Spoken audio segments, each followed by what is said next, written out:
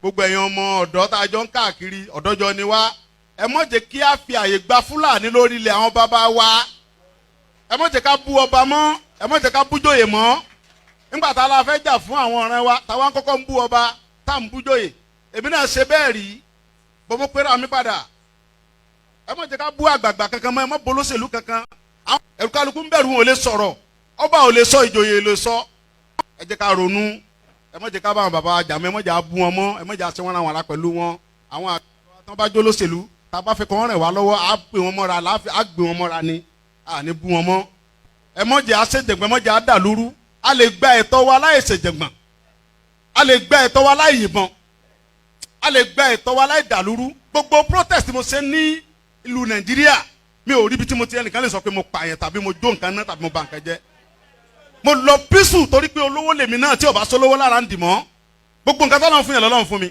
mi ṣe tálákà tó dé pé mo dìde fún jà Yorùbá big man ni mi àwọn tó jẹ́ ọ̀rẹ́ mi tó súnmọ́ mi tó ní owó ní kí ni mo wá lọ bẹ̀ pé sọ́wọ́ lè mi mò ń fẹ́ ni kí n sọ yìí tí mo fẹ́ mo ní ìsọ̀rọ̀ owó àní ọ̀rọ̀ ìran mi ni mò ń sọ kí n wọ gbowó kí n gbéra kí n pé mò ń lọ ọ̀dọ̀ ọba àgbowó mò ń lọ ọ̀dọ̀ oníbodè òfin gbowó kí n kójó wọlé kọ́kàn mi balẹ̀ kí n dá wa mọ́tò kí n mọ́ rìn bọ̀ kí Fúlàní mọ́ dá mi dúró títì kí n délé kí bàbá sọ pé kí n gbé tírélà sùn kí n mọ́ gbé lọ àwọn bàbá wo lè lóko mọ́ n ò lè lóńdò ẹ jẹ́ ká fọwọ́sowọ́pọ̀ ká ti àwọn bàbá wa lẹ́yìn ká dá security ti wá lẹ̀ ká sọ fún wọn kí wọ́n bá wa fọwọ́ tì í ká lé wọn kó nu oko wa ẹ ṣé mo dúpẹ́ Jésù Olúwa wa. Koikimedia, we're bringing the world closer to your doorstep.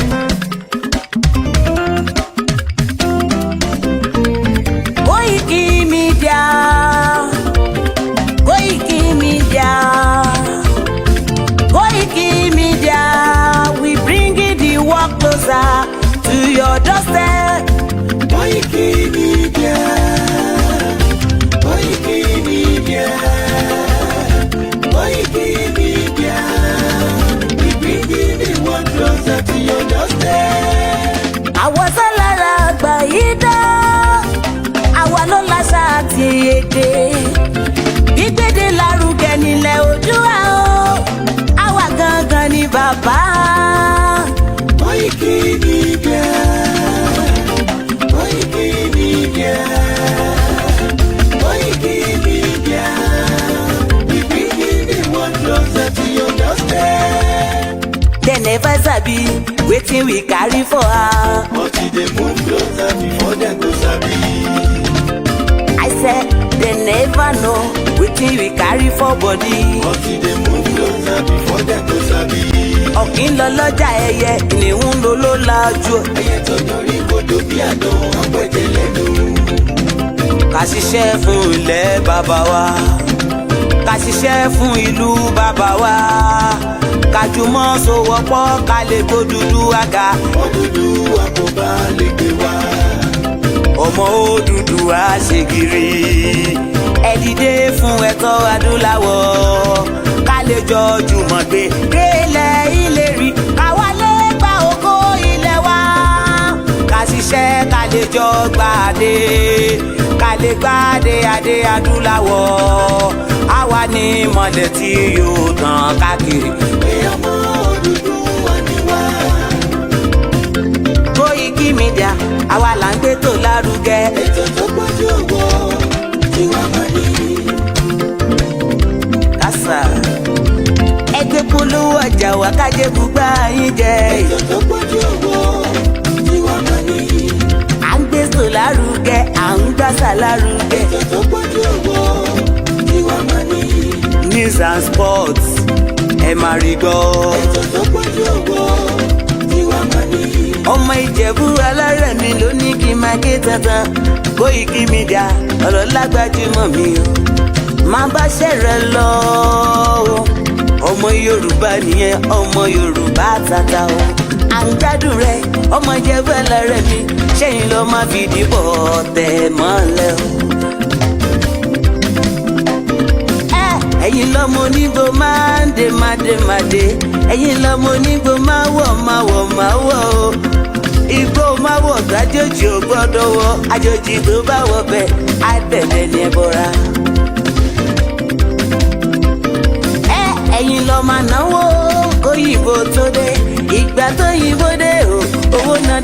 pọ̀ sí o Koikimedia sáwa ní bàbá. Koikimedia àwọn ní bàbá. Koikimedia àwọn ní bàbá. Àdáńtọ́ àtúnpèrègèdè. Koikimedia àwọn ní bàbá. Àwa là ń gbé tò lárugẹ jẹ́ ká jọ gbọ́ o. Koikimedia àwọn ní bàbá. Àtúnjà fẹ́tọ̀ ilẹ̀ wa fẹ́tọ̀ ilẹ̀ Yorùbá. Koikimedia àwọn ní bàbá. Ọmọ Oòduà ni wá o tọkàntọkàn. Koikimedia àwọn ní bàbá. Ikú tí ó ṣe bí lébi òsì àdìmú bàbá iyọ̀. Koikimedia àwọn ní bàbá. We bring you up closer to your doorstep. Koikimedia àwọn ní bàbá. Afẹ́fẹ́ tó ń fẹ́ o tó ń kangi oko lára ni. Koikimedia àwọn ní bàbá. Àpèrègèdè Olódùmarè ló fún wa ṣe. Koikimedia àwọn ní bàbá.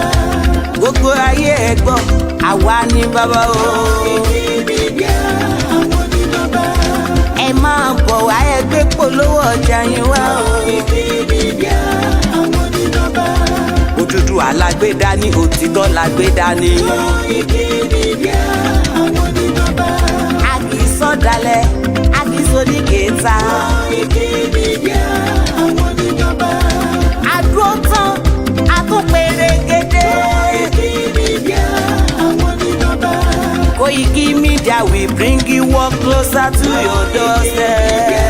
Àwọn ní bàbá. Koikimedia is around. To give us latest. Is around o. Give us latest. Ladies and gentlemen, Ẹ mú kalẹ̀ sílẹ̀. Ẹ tẹ́tí ẹ gbọ́ ètò tó pójú gbogbo. ladies and gentlemen, Ẹ mú kalẹ̀ sílẹ̀. Ẹ tẹ́tí ẹ gbọ́ ètò tó pójú gbogbo. Koikimedia is around. To give us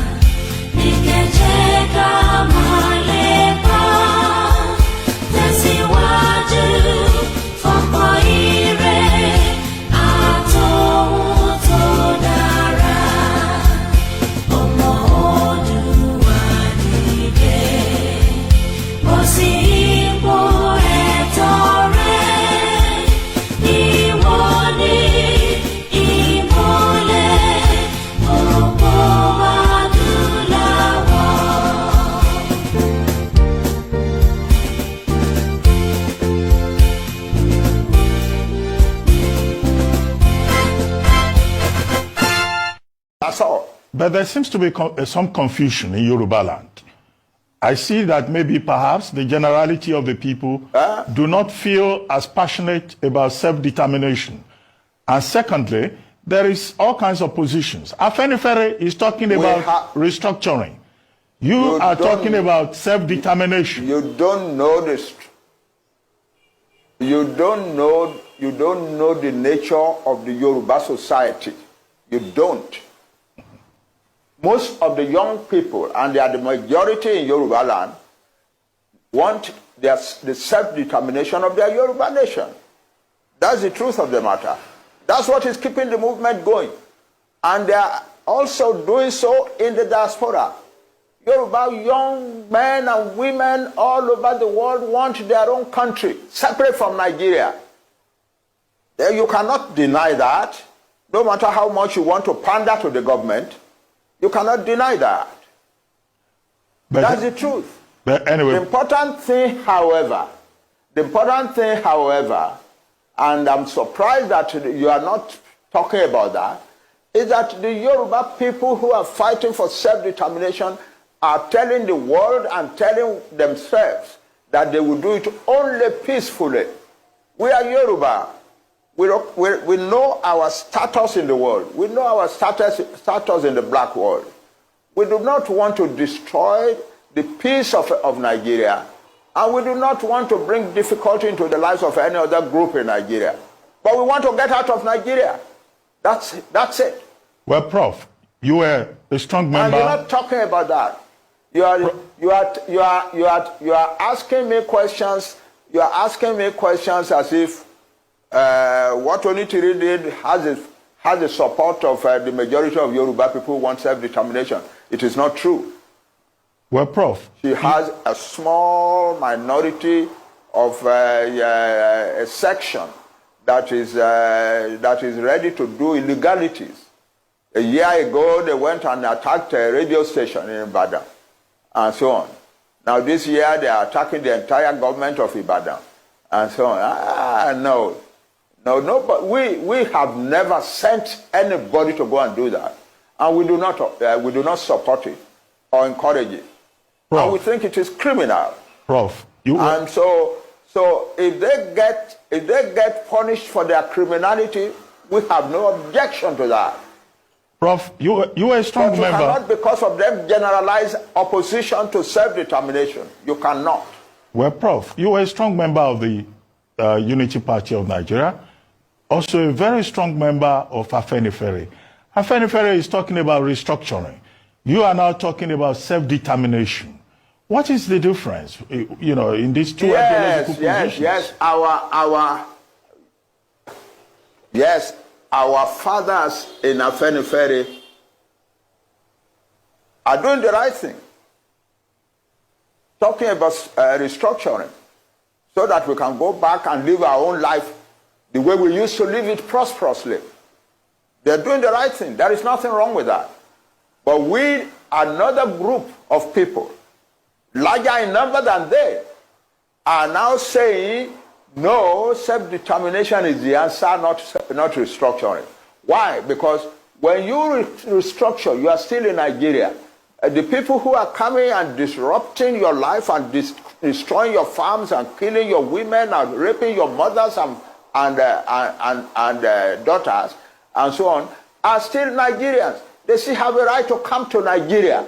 The only final solution to that is to separate, so that you have a separate Yoruba country where we can make our own laws and so on, to which we admit only people we want to admit.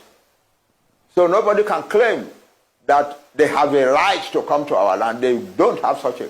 But as long as we are in Nigeria, no matter what restructuring is done, they still have the right to come to our land and do the things that we are doing. Nobody is talking about the fact that most Yoruba farmers have been driven from their farms.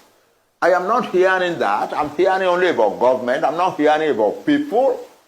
You are not talking about the fact that most Yoruba farmers have been driven from their farms, and that the Yoruba nation is in danger of famine upon famine upon famine for years and years to come. You are not talking of the fact that the Fulani declared war on Nigeria on the 24th of January and 26th of January and said that Tinubu is not our president. We are going to Aso Rock. We will take over the seat of government there, and we will use this place to organize the conquest of the rest of Nigeria. You're not talking about that. You are not talking of people who said, no Fulani man must be arrested for the bomb in Ibadan. If you do, you will have bombs in every town in Yoruba, in Nigeria. Nobody is talking about that. Nobody is talking about the sheer insult of living in a country where some people are treating the government like that. You are talking about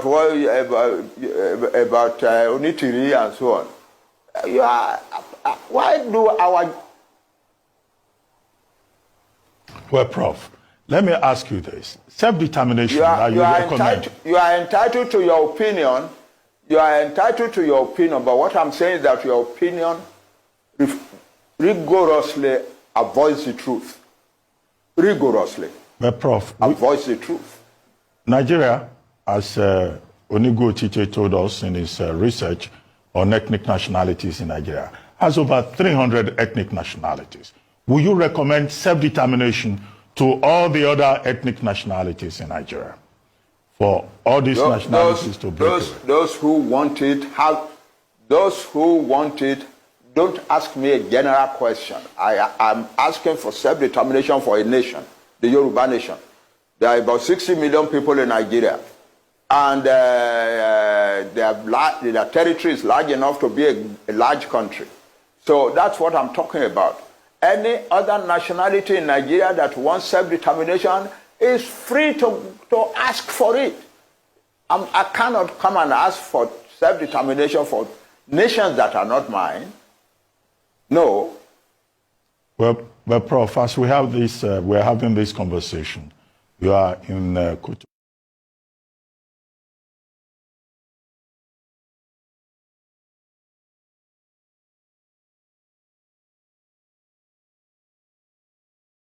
The regional government bill in circulation, if true, overtaken by events. A document alleging to be a bill submitted by Bola Tinubu to the National Assembly seeking to reverse and to amend the 1999 Constitution and give regions independence from the central. In other words, going back to regional government arrangement. It's in circulation all over the social media.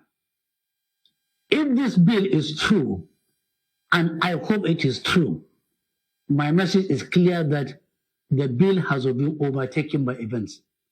What preponderance of Nigerians need now is not regional government, but they want an independent country of their own. Regional government belongs to the past. Currently, the agitation is for self-determination, for all regions, ethnic nationalities wishing to have their own country. Anything short of that is chasing the wild goose and will not pass the passage of time. I will not see the daylight.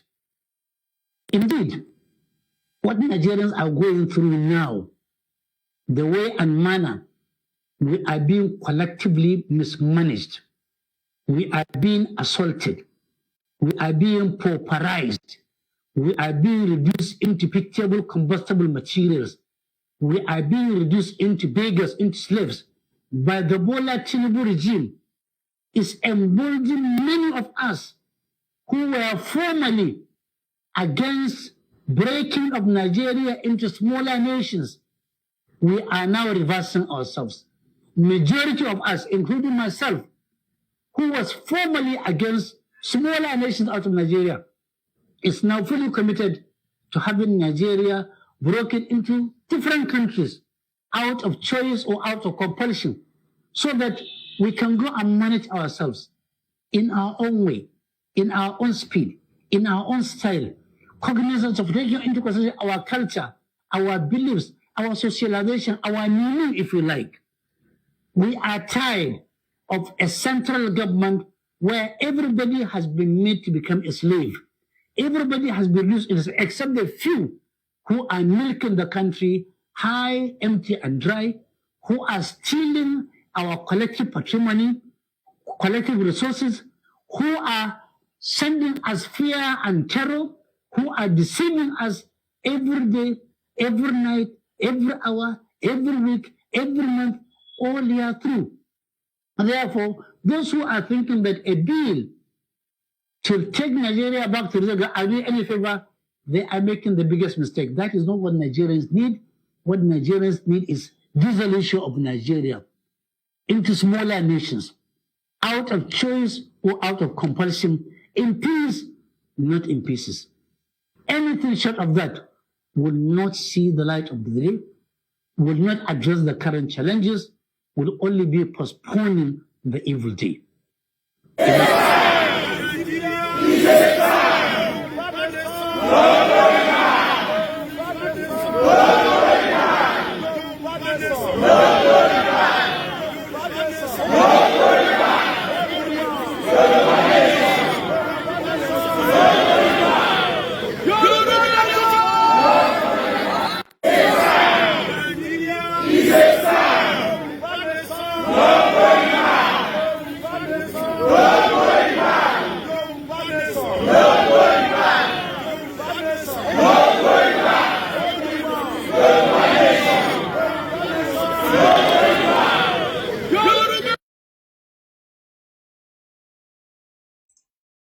And a very good morning and welcome to the 26th day of the month of October 2024. It's just coming up to 6:20 a.m. from London, where this broadcast is coming from. I want us to take a seat and let's enjoy this transmission as we're about to kickstart.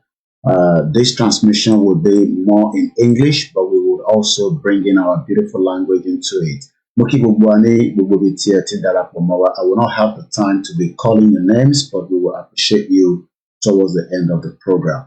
Let's take you to Ile-Ife for the visitation of the Afenifere to one of the most important king in Yoruba land, Ooni of Ife or Jaja II. I believe this visitation was just about a few days ago, and it is important that there is a lot of moves by different set of people to make sure that the letter and many of our activities as Yoruba people that are calling for the right of the Yoruba to self-determination will be truncated. As we know, Afenifere is divided into two different fractions. We have the Baba Adebanjo fraction and we also have the Baba Fashionrote. If we remember, just after the President Bola Tinubu became the president of the Federal Republic of Nigeria, Afenifere of the fraction of Fashionrote that endorsed and supported Tinubu before he became the president after he visited Akure. We know that Baba Adebanjo did not support Bola Tinubu. In fact, their support went for Peter Obi. But what we know now is that the Afenifere are taking more steps by taking their message to the palace of Ojaja II, Ooni of Ife, to try to convince the Kabiyesi to continue to support the One Nigeria, to make sure that One Nigeria will remain one as an entity. This group was led by one of the many of these Afenifere, but also in this visitation is Benga Daniel, the former governor of Ogun State and the current senator representing one section of Ogun State. Like I said, if we remember with the image in front of you, on the left-hand side, just after President Bola Tinubu, that is Baba Fashionrote on the wheelchair. Next to Baba Fashionrote is Oshoba, another former governor of Ogun State. Next to Oshoba is Benga Daniel. Let's keep the focus on these four main characters. Bola Tinubu, the president, Fashionrote, one out of the leader of Afenifere, Oshoba, another leader and a former governor, and Benga Daniel, another leader, a former governor and a current senator. Benga Daniel was part of this delegation that traveled to Ile-Ife to visit Ooni of Ife, and we will be letting us know part of the conversation, what was discussed. The question we should ask is, why all these moves? Could there be something that we know or something that we do not know? But one thing is that Kabiyesi Ooni of Ife is quite aware that Nigeria was only amalgamated, even though, according to his throne, Yoruba has been in existence thousands of years before the fraudulent 1914 amalgamation. But what I don't know and what I don't have any evidence is, why would Kabiyesi also want to continue to support the One Nigeria? In this broadcast, I want us to take note that the communication in the palace between the Afenifere and the Kabiyesi was also in English. Let's take a look at Chinese. If one of the Chinese are having a conversation, I'm sure it will not be in their it will not be in English. It will rather be in their language. That is the importance of why the Yoruba of today that believe in self-determination would like Kabiyesi to speak only in Yoruba and get someone to translate. Kabiyesi have no reason to speak in English because English is a borrowed language that was forced on us by the system that we called the monarchy system. I'm also going to take us to what is happening far downtown in Samoa. Samoa is very close to Australia, where the current Commonwealth is going on as we speak. The Commonwealth meeting in Samoa, S-A-M-O. I'll be telling you why King Charles have refused to accept a reparation and apology for the slave trade that took place for a very long time, over 500 years or more. So there's a lot to look into this morning, and I want us to sit back because there's a lot that we want to share, and there's a lot that you will learn as Nigerians, but most importantly as Yoruba. So if you also look at the headline, King Charles only acknowledge the painful past. What are the past? The past of Ooni of Ife now being changed into Nigeria when we should be known as Yoruba as an empire. But today, there is a lot of moves. There is a lot of shake. As we know, Nigeria was only put together by a monarchy system that created a criminal country, a country that is now worth tissue paper. But yet, many of us were told that we should remain one Nigeria. But this morning, I want us to sit back because I'm going to take you through all different areas. King Charles is also representing the monarchy system that created the country known as Nigeria in the fraudulent 1914 amalgamation. Yet, King Charles, according to the headline from the Guardian newspaper, one of the papers in the United Kingdom, King Charles acknowledged painful past as calls for slavery reparations grow at the Commonwealth Summit. Some leaders had hoped King Charles might use his speech at the COGAM in Samoa as an opportunity to apologize for Britain's colonial past. But one thing is, King Charles refused to apologize just as he refused to do the same thing when he traveled to Kenya. Let's see if we can hear a bit of what King Charles said at that particular ongoing event. Once again, this is Koikimedia bringing the world closer to your doorstep as we continue to use this platform to educate and bring the consciousness of why the Yoruba needs to exit Nigeria before it is too late. Let's listen, and we'll then take you to Ile-Ife.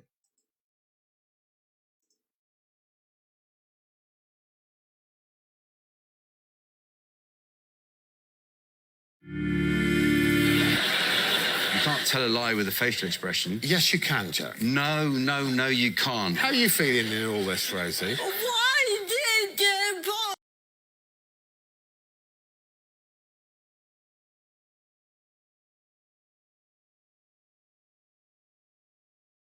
I understand from listening to people across the Commonwealth how the most painful aspects of our past continue to resonate. It is vital, therefore, that we understand our history to guide us to make the right choices in the future. Where inequalities exist, for example, in access to opportunity, to education, to skills training, to employment, to health, and to a planet in whose climate our human race can both survive and thrive, we must find the right ways and the right language to address them. As we look around the world and consider its many deeply concerning challenges, let us choose within our Commonwealth family the language of community and respect, and reject the language of division. None of us can change the past, but we can commit with all our hearts to learning its lessons and to finding creative ways to right inequalities that endure. Nothing, it seems to me, would do so more decisively than to champion the principle that our Commonwealth is one of genuine opportunity for all.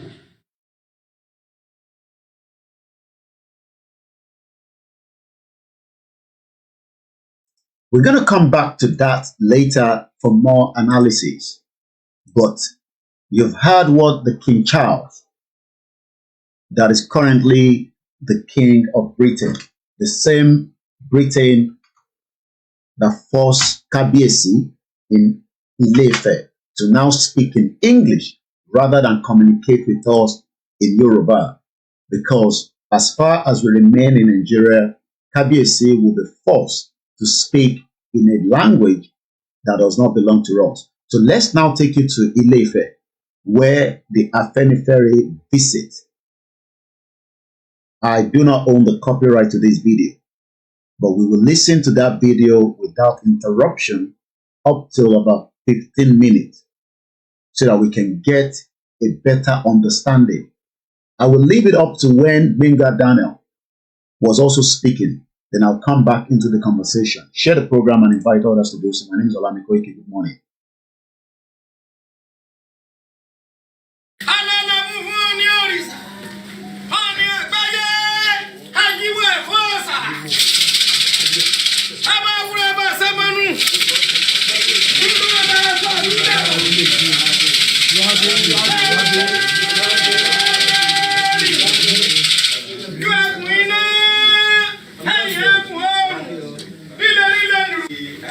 pé ojú ni wọ́n máa jẹ́ fún kábíyèsí àwọn ní gómìnà ìpínlẹ̀ Ògùn tẹ́lẹ̀tẹ́lẹ̀ Ọ̀túnba Gbénga Daniel sínétọ̀ náà tún ni wọ́n sínétọ̀ ni wọ́n ní kúrò lọ́wọ́ tá a wà yìí ní National Assembly àwọn bàbá wa General Olúbàjọwà retire ara àwọn tí àwa ní Yorùbá tí àwọn tí àwa tí àwa Yorùbá ara àwọn tí agbójúlé pé àwa náà tó máa ní ọlọ́mọ ogun àbẹ́ẹ̀ lọ́mọ ogun ara àwọn bàbá wa bájọ wà báyìí náà ni àwọn kò pẹ̀lú ọlọ́wọ́ ọba ilé ìgbìmọ̀ rẹ̀ ẹ̀ ń tọ́jú kó tì wọ́n àwọn náà ni bàbá wa láti Kaba ọba Solomon Owóníyì Ọbáró of Kaba ẹ̀ tí ó wà pẹ̀lú tọ́jú kó tì wọ́n ọ̀nà ni ọ̀kọ̀wé Kọ́wúrà Dáre bàbá rẹ̀ sá. Ká ṣiṣẹ́ ká jọlá ìṣọ̀kan àtòmìnira ní ẹ jẹ́ ká máa lépa tẹ̀síwájú fọ́kọ́ ire àtòhun tó dára ọmọ Oòduà dìde bọ́ sípò ẹ̀tọ́ rẹ ìwọ ni ìmọ́lẹ̀ gbogbo adúláwọ̀.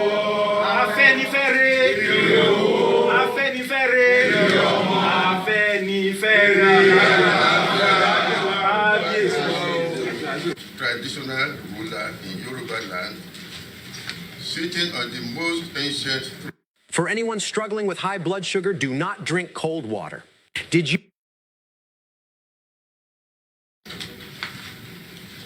We salute you as the Arole Oòduà, the physical and visible symbol of the progenitor of the Yoruba people. You ascended the throne as a young man. We pray to God that He will grant you long life. Amen. So that you can serve our people with the wisdom and sagacity that your assignment requires. to a very ripe old age. As the royal father of our race, you know that the House of Oduduwa is central to the aspirations and well-being of the Yoruba people.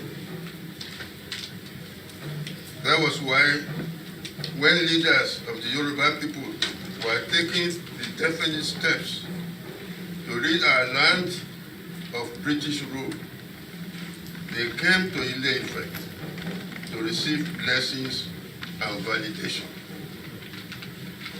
That visit of our leaders to this very palace in 1951 is the origin of Afenifere that we still have today.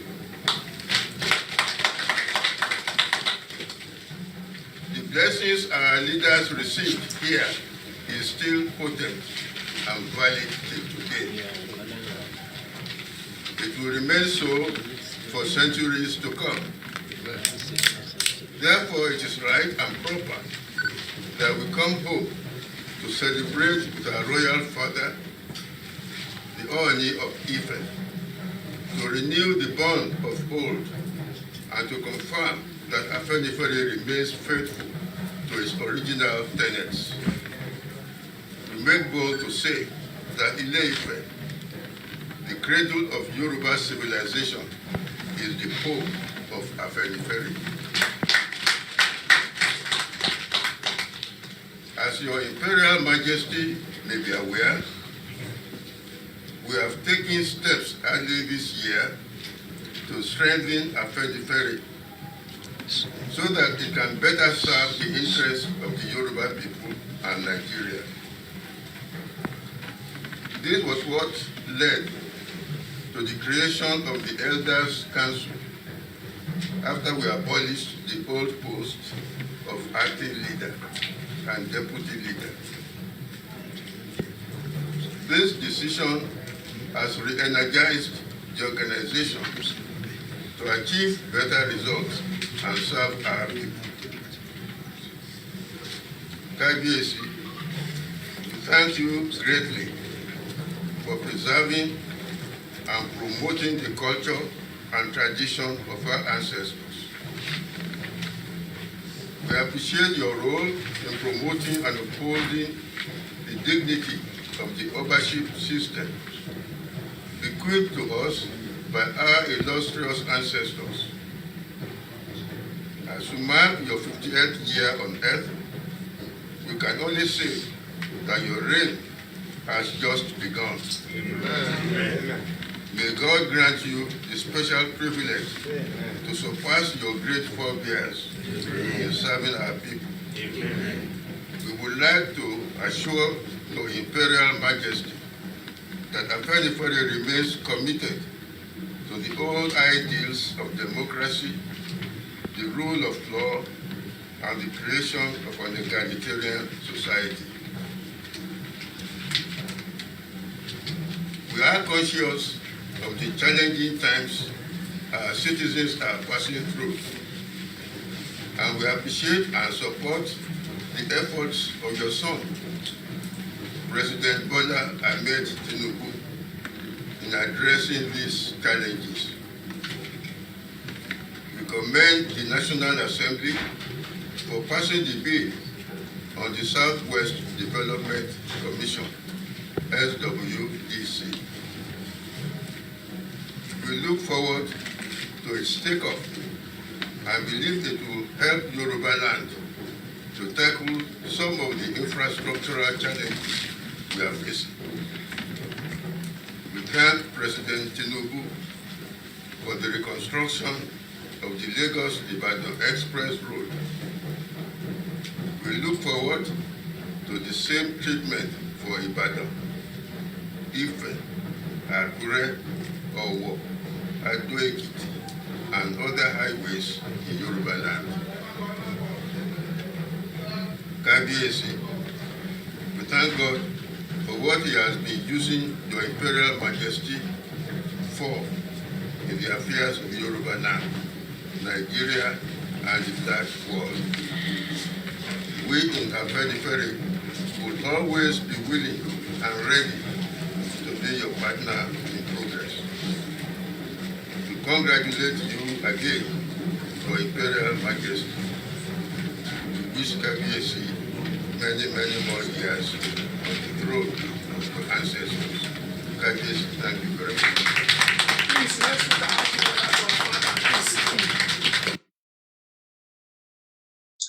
That is the introduction by the Afenifere to the visit to Kabiyesi at his palace, Ojaja II.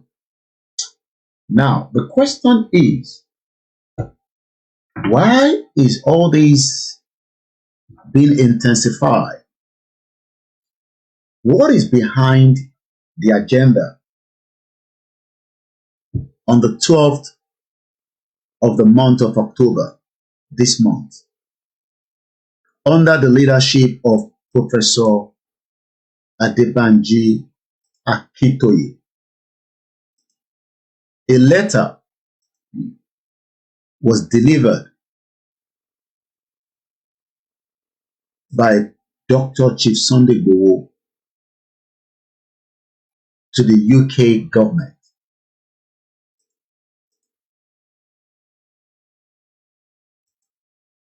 And since the 12th of October, we've seen a lot of movement in the southwest part of Nigeria. We've seen a lot of question.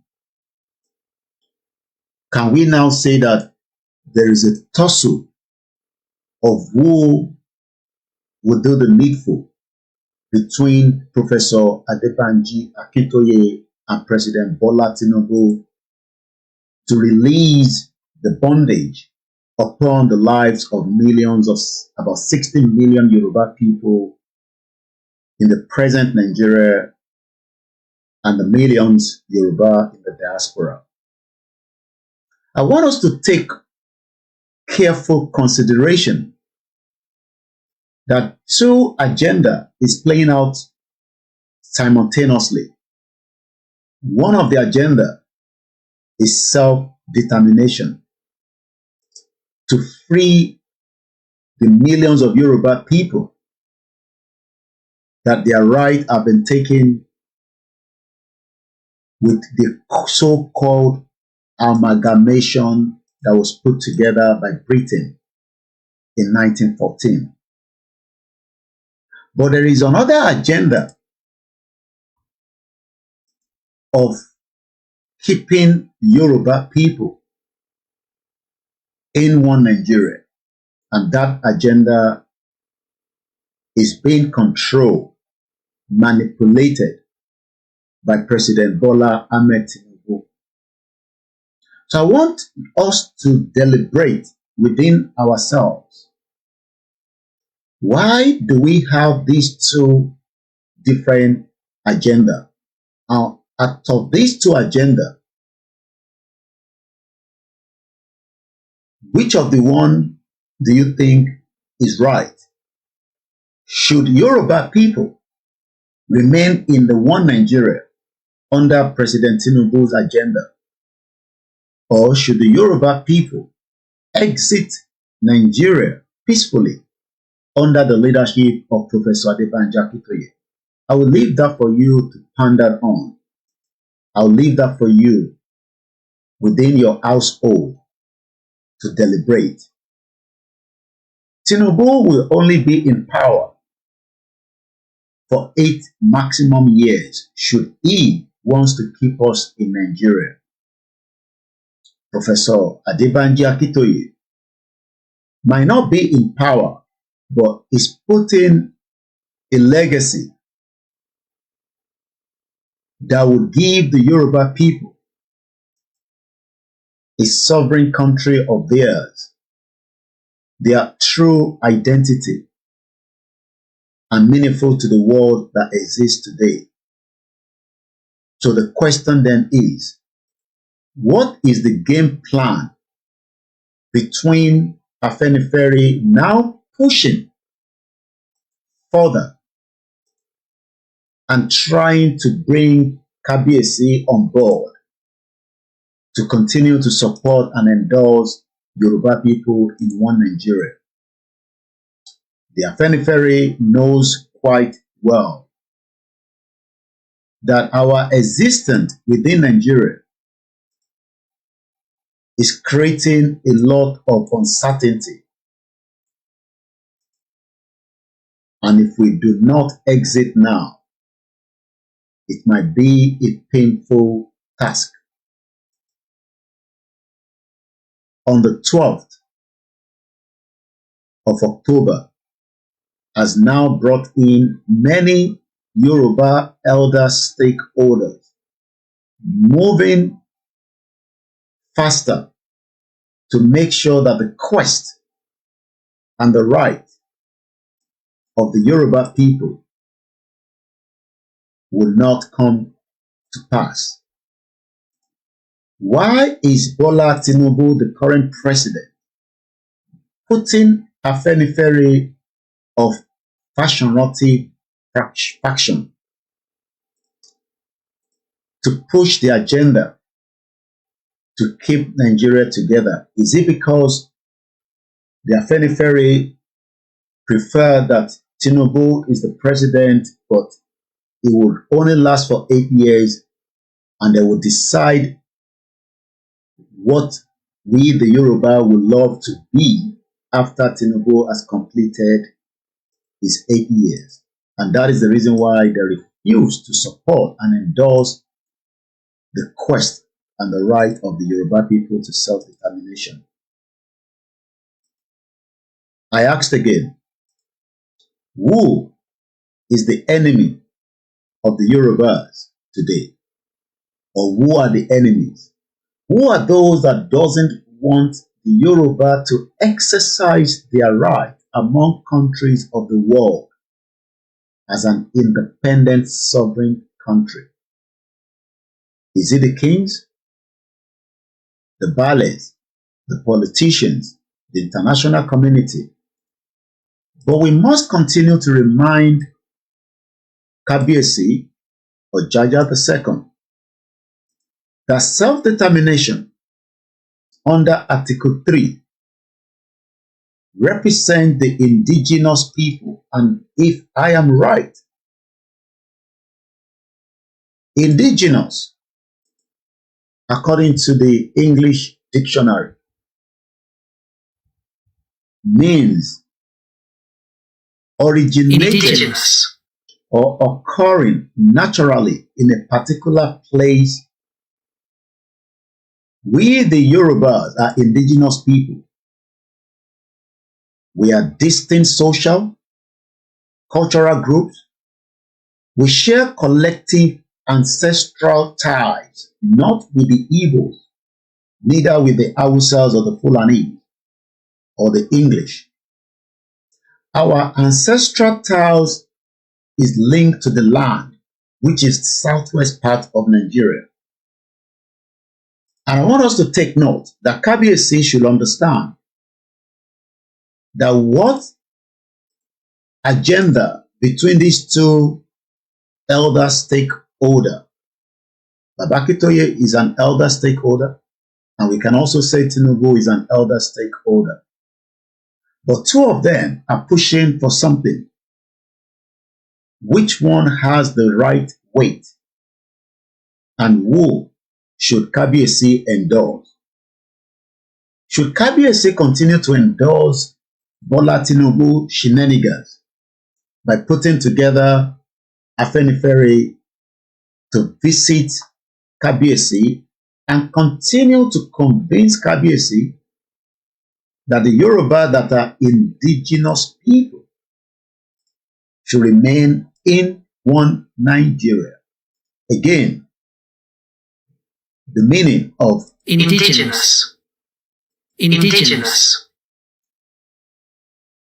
Indigenous peoples are distinct social and cultural groups that share collective ancestral ties to the land and natural resources where they live, occupy, or from which they have been displaced. The Yorubas are indigenous people, but yet Afenifere is pushing for one Nigeria. Let's take you back to the last part of the video and hear more from the conversation between Afenifere of Fashionati with Kabiyesi Ooni of Ife at Ile-Ife. My name is OLAYOMI KOIKI. Who, again, among the Yorubas are against Yoruba having its own independent country so that we can exit together and form our own country? We heard at the beginning how Kabiyesi and the rest of the visitors played the same thing that we play on a daily basis before we start the program, which is the Yoruba national anthem. But Kabiyesi knows quite well that across the Yoruba land today, that is not the official anthem. The official anthem remained the Nigerian anthem that is forced on every single one of the Yorubas. But is Kabiyesi not going to be pleased and happy to know that during his reign, that the Yoruba anthem will be the official anthem and the Yoruba language will be the official language in communication among every Yorubas? You will listen to Kabiyesi himself. But the question is, why should Kabiyesi communicate with us in English, rather not in our own beautiful Yoruba language? I want many Yorubas that are still against the self-determination to understand that only self-determination will give us that right that freely determine our political status away from the corrupt, fraudulent, current dispensation of the one Nigeria that has failed to work. Self-determination will give the indigenous Yorubas our true economic that will work for us under our own government, that would also value our social and cultural development. One Nigeria will not give all these. And this takes us to the next part of the program. Let's listen again from Ile-Ife.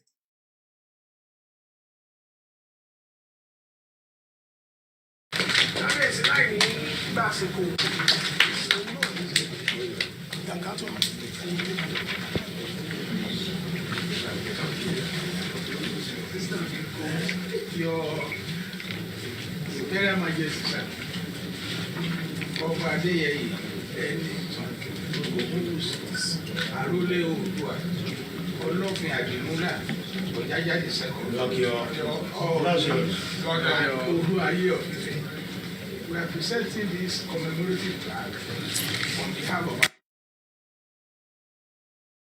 Again, these are Yoruba kings speaking in English, using English, a borrowed language, forced by the monarchy and the colonial masters. Our kings are not communicating in a language that is beautiful like what we are saying on most of our platforms, but they will rather throw that into the bin. The Kabiyesi that is speaking right now started well with Yoruba, then went back into English. You can see the reason why only a true Yoruba independent country will stop all that. Our Kabiyesi do not, even if they are well read and educated, which most of them are, does not need to speak in English to communicate with us and the audience and any visitors to the palace.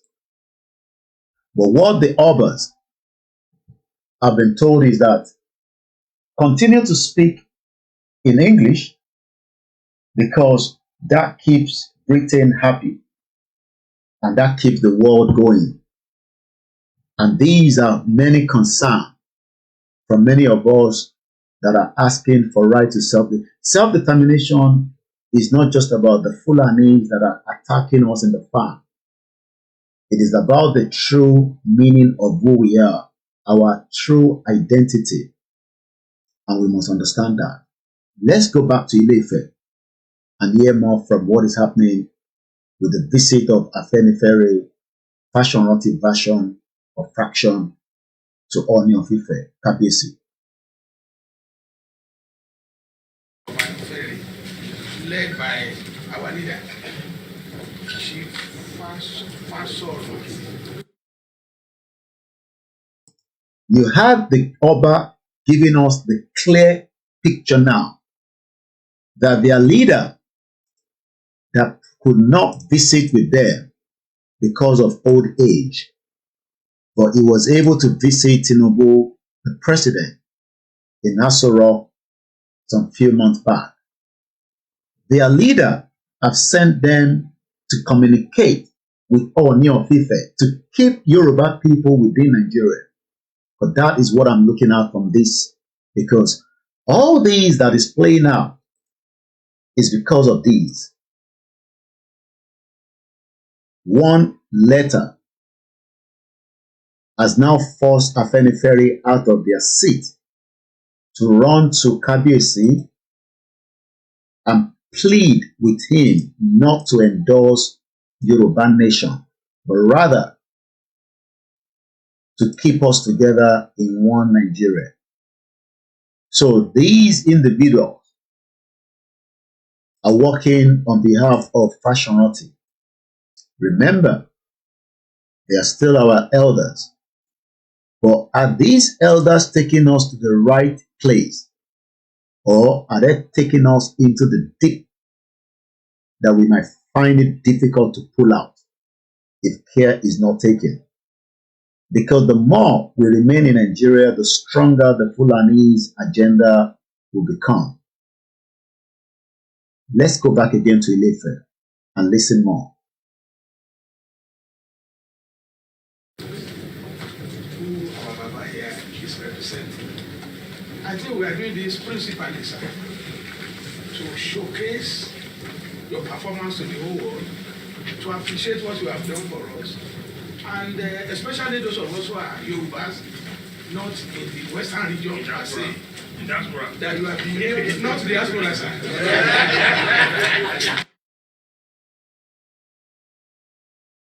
Did you see how the diaspora were bounced out of the conversation? The Oba was even reminded that the diaspora, but this Oba threw that out of the basket. Said, no, not the diaspora. I'm going to rewind that part. I want us to take a little listening ears. Remember that we are the one keeping Nigeria together today, with the diaspora funding that even the CBN, the central bank, under Cardoso, want more of our funding. But look at how this Oba trashed the diaspora. He was even told that the diaspora, he said, no, there's nothing called diaspora. That is the reason why you can see that our people at home have been suppressed and marginalized. Let's listen again to what that Oba said when the diaspora was mentioned.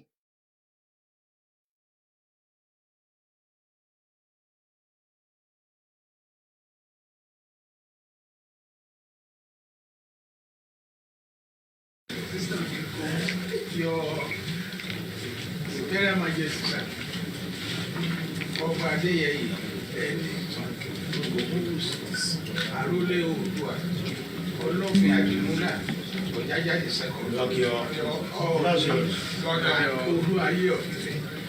We are presenting this commemorative flag on behalf of our ferry, led by our leader, Chief Fasoro, who our Baba here is representing. I think we are doing this principally, sir, to showcase your performance to the whole world, to appreciate what you have done for us, and especially those of us who are Yorubas, not in the Western region, that you have been not diaspora, sir. When he was told, and the diaspora, he said, not the diaspora, but these same Obas, we will welcome them as diaspora abroad to come and celebrate culture. But nígbà tó di pé wọ́n sọ̀rọ̀ ìran wa nínú palace, wọ́n yọ wá kúrò nínú ẹ̀,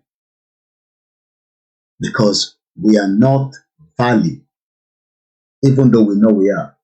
But let me take you to one of our articles on Koikimedia International News quickly. Once again, this is a live transmission coming straight from the Koikimedia media. And the right to self-determination continue to be the agenda. I want us to follow me with this article that we put out on our website, which you can also visit at any time of your choice. I want us to come with me with these quickly, because that would then give us the understanding of what this Baba is saying. A very good morning once again at exactly 2 minutes past 7 a.m. Share the program and invite others as well.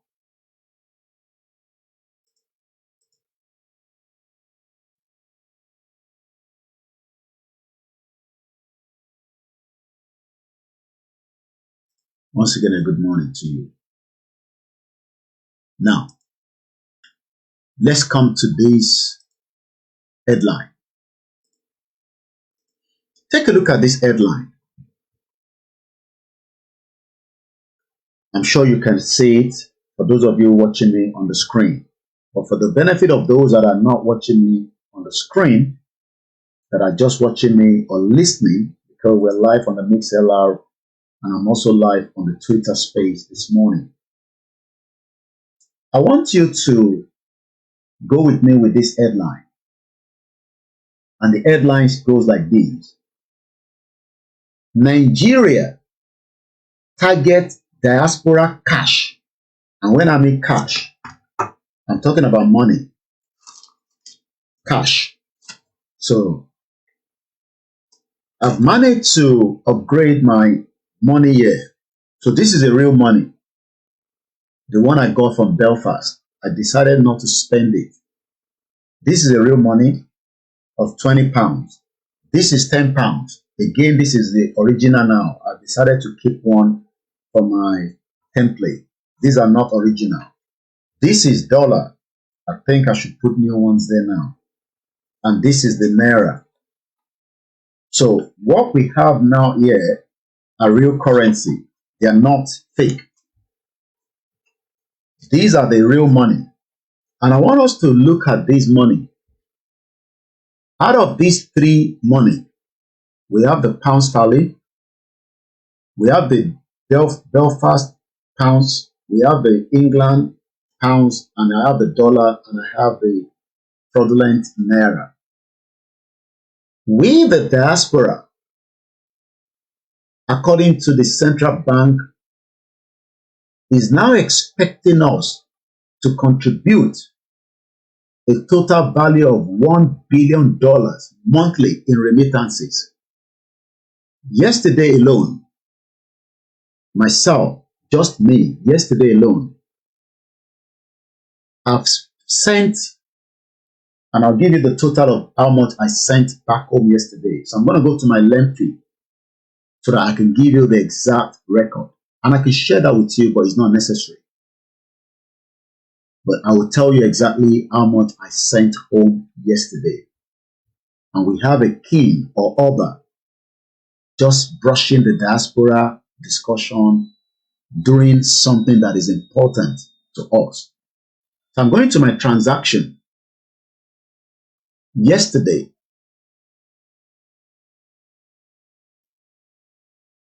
I sent the first £100 And that £100 gave us 221,400 naira. I went further again. I sent another £55. That gave me 121,000 naira, 660 naira.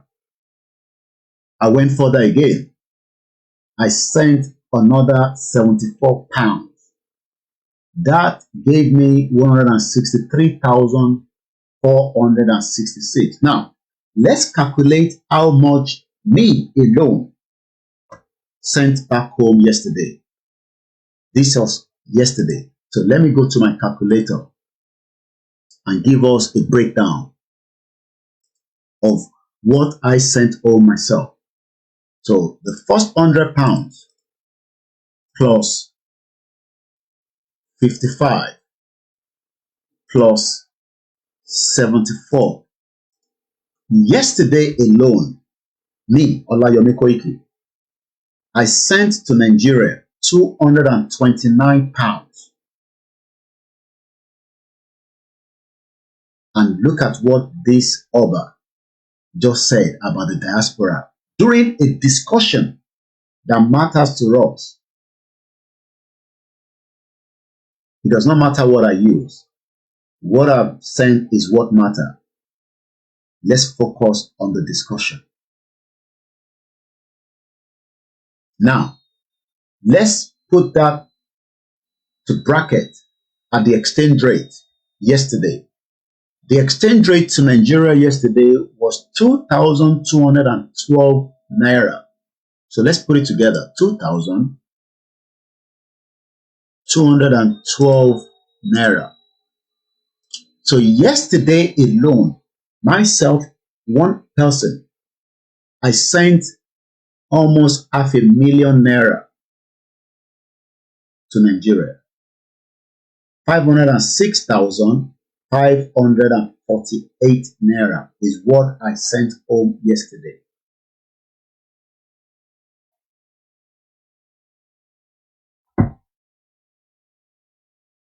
But many of you think when we sit here, we have no right, because our right only exists by sending money home. Our right does not exist. Ẹ jẹ́ kí n sọ lédè Yorùbá. Lánàá, mo send 506,000 naira lọ sí Nigeria at about almost 226 pounds. Ọba kan dẹ̀ jókòó, wọ́n sọ̀rọ̀ diaspora, or brush it to the side. Let's go further into this article quickly. Very good morning. Nigeria target diaspora cash. So my cash was target yesterday because the central bank needs $1 billion monthly remittances. Kí ló ń pè ní remittances? Let's go to the English dictionary quickly. According to the English dictionary, when migrants, I am a migrant, regardless of whether I have a resident status to live in the UK or whether I have a Nigerian passport or I still have a British passport. The moment I left Nigeria to Japa 25 years ago, good morning to my beautiful wife, I am automatically classified as a migrant. And that means that for every time I decide to look into the current state of things in Nigeria to support my family, and I take cash, my hard-earned money, whether it was given to me, whether I went to work for it, as long as it's not stolen and it's not a crime, as long as it's not a drug money like the president, according to reports, where money from drugs passed through his account during his time in the United States of America. When migrants OLAYOMI KOIKI and millions of diaspora send home part of their earnings in the form of either cash or goods to support their families. These transfers are known as workers or migrant remittances. You can see why they do not want Nigeria to break. Because the breakup of Nigeria means that they will lose billions of dollars, according to the Central Bank of Nigeria, Olayemi Cardoso. So Cardoso would not want the breakup of Nigeria because they will want us to keep sending money home. And there's nothing wrong to send money home if you have it. But the meaning of remittance, spelled Romeo Echo Mike India Tango Tango Alpha November Charlie Echo Sarah. In tó ń pè ní remittances, in tó mean, in tó jẹyọ ni pé a remittance is a non-commercial transfer of money by a foreign worker, a member of a diaspora community, a Yoruba man living in the UK as a Nigerian, because Nigeria is still what the UK recognizes. UK does not recognize anything called Yoruba nation because there's no country yet called Yoruba nation, but we are moving towards that, and it's stage by stage. So a remittance is a non-commercial transfer of money by foreign worker, a member of a diaspora community, or a citizen with a familiar ties abroad for the household income in their own country or homeland. That is what is called remittance. And that is how we have been able to save millions of Nigerians from being fight. But our kings probably knows this, or maybe ignorant. They've gone to joke about something that has meaning. Let's listen again, and I'll let that video flow without interruption. My name is OLAYOMI KOIKI. Share the program.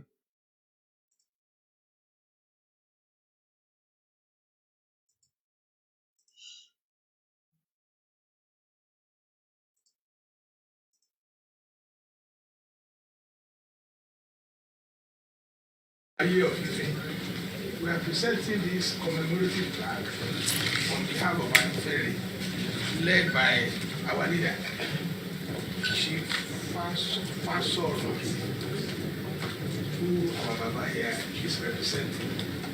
I think we are doing this principally, sir, to showcase your performance to the whole world, to appreciate what you have done for us, and especially those of us who are Yorubas, not in the western region, per se, that you have been able, not the diaspora, sir. Overseas in diaspora. So we are happy, sir, that you have used your position, sir, to bring all of us together. And we are grateful for God to have given you this position, and you have done so well. We are pleased to be associated with you. And for all of us here, I read 2 articles. One yesterday, the other one the day before yesterday. The first one said about your birthday. It said ancient throne and his modern monarch. And the other one I read yesterday by my brother here, Daddy Babari Nsa. He wrote about you, about Baba Afe Babalola and General Yakubu Gowon. I urge all of us to read it, and on behalf of Baba Fasoro, I'm pleased and really honored to present this to you, sir.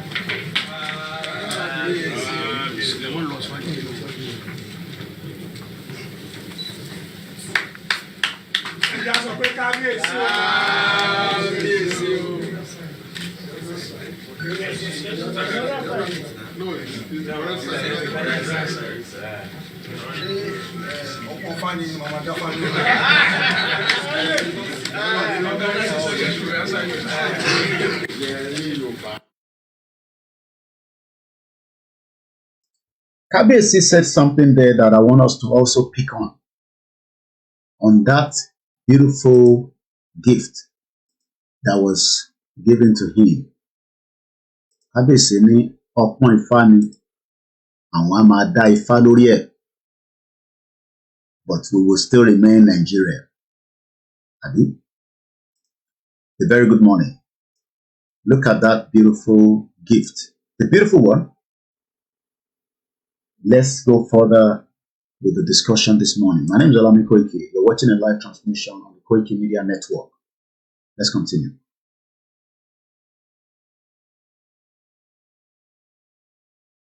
Oh, Baba, first of all, I'm pleased and really honored to present this to you, sir.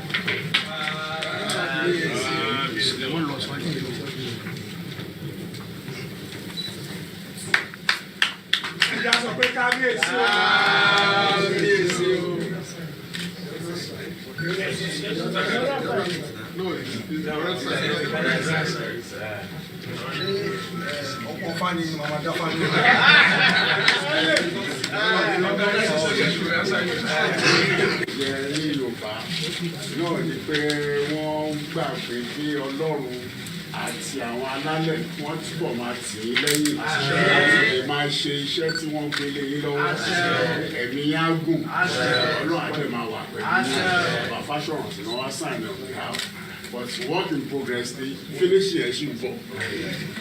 Nígbà ìmọ̀ á pè é bàbá wa.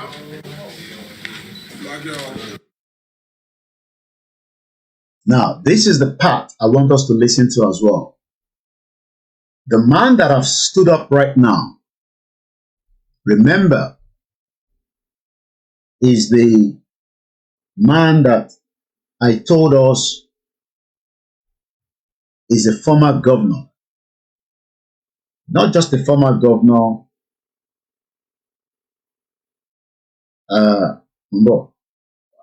I'm on a program now, Bishop. I'm on a program right now.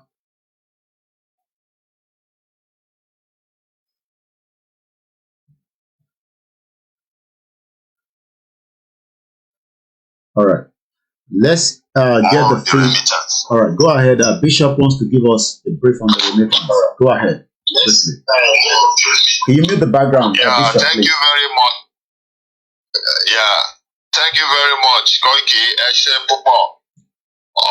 To buttress more on the issue of remittance that the CBN governor needed, in the surface, when they are explaining the meaning of remittance, they will tell you that is the money that the citizen in diaspora send home, in which come to their cover. So that is the primary explanation. But the cost of that need is actually the title of the remittance, the cost of that need. Now, the cost of the need is that they are indebted to foreign transactions that the foreign reserve cannot meet. Now, the thing is that our Nigeria need dollar accounts abroad. Tó jẹ́ wípé gbogbo ọmọ Nàìjíríà tí ó bá ń ra nǹkan ní abroad, Nàìjíríà máa san dollars tẹ́ máa wọnú fún àwọn báńkì yẹn wọ́n máa san sí Central Bank. Now, Central Bank ò níbí ó máa transaction yẹn àti America tó bá ti dá America akẹ́kọ̀ọ́ Nàìjíríà láńkà náà ti máa yọ dọ́là yẹn náà máa bí or pounds yẹn láti sọ owó nǹkan náírà yẹn. Nígbà míì owó àkáǹtì ní foreign reserve yẹn kò ní tó láti sanwó yẹn but wọ́n máa ta ọjà yẹn with the confidence wípé ìlú that Central Bank of Nigeria ló fún ọ guarantee wípé wọ́n release ọjà yẹn wọ́n máa ẹni yẹn ti san dọ́là fún wọn wọ́n máa post yẹn later. Now bí àwọn ìlú ṣe ń tajà with trust fúnra wọn yẹn now. For them to say their billion of dollars, billions of dollars for foreign remittance, ìyẹn túmọ̀ sí wípé Nàìjíríà ti gba àwọn iye owó worth of dollars ìyẹn tí àwọn aráàlú ti transact tí àwọn òkè òkun tí wọ́n ti supply goods yẹn bọ̀ Nàìjíríà ò tí ì sanwó yẹn fún wọn. So àdìdí tí Nàìjíríà ò ṣe tí ì sanwó yẹn fún wọn wọ́n ti ná owó yẹn wọn ò fi sí reserve ó lè sáfíìsì international transaction yẹn wọ́n ti ná owó yẹn so wọ́n ti jẹ gbèsè nìyẹn. So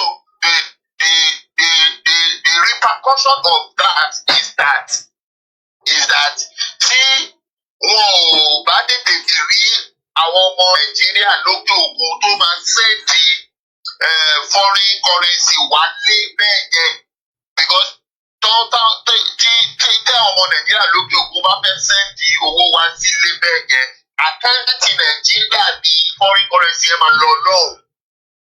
But àwọn tìlú òyìnbó náà máa wá fọwọ́dù transaction yẹn sílé bí owó yẹn lè ní bí but àkáǹtì owó yẹn gangan tí àwọn ọmọ diaspora àti asset yẹn kò kọjá ìdókòwò kò kọjá diaspora yẹn àkáǹtì Nàìjíríà ló máa lò but data transaction ló máa wá sílé bí náà máa fi máa ní àwọn tó wà níbi máa fi gbà owó tẹ̀ ìkólẹ̀ lọ́hùn yẹn òun yẹn náà ló wà fún àkáǹtì Nàìjíríà ló lọ gẹ́gẹ́ bí àwọn ọmọ Nàìjíríà náà tó sẹ́ndì owó ìlú òyìnbó sí ìlú òyìnbó láti ra nǹkan àkáǹtì ìlú òyìnbó yẹn nínú Nàìjíríà bí ló máa lọ dátà ló máa lọ sọ́dọ̀ Ọlọ́run tó máa fi rìlíìsì kìíní yẹn bọ́ nǹkan tó wá ṣẹlẹ̀ ní pé owó ìlú òyìnbó yẹn tó wọnú àkáǹtì ìlú òyìnbó yẹn ní Nàìjíríà bí Nàìjíríà ti ná wọ́n ti divert ẹ̀bí iṣẹ́ ní wọ́n ti ná so òun ló ṣe jẹ́ wípé wọ́n ti jẹ gbèsè they need to meet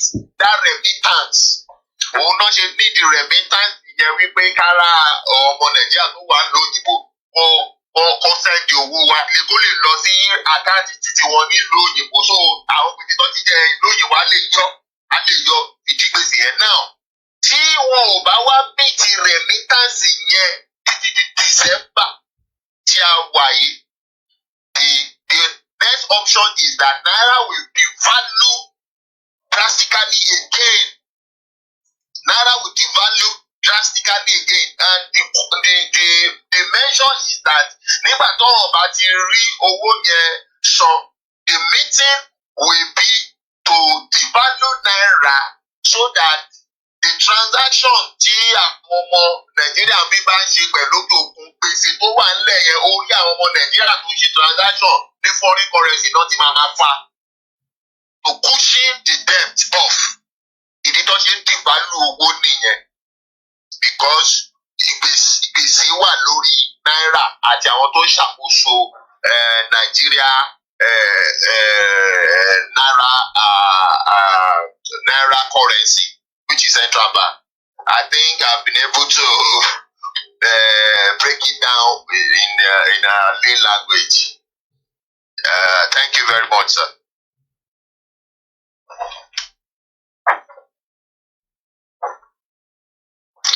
Hello?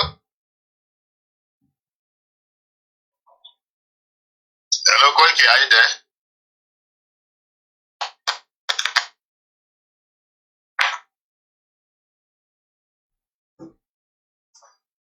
Thank you, Bishop. Hello? Sorry, Modos, okay. Thank you.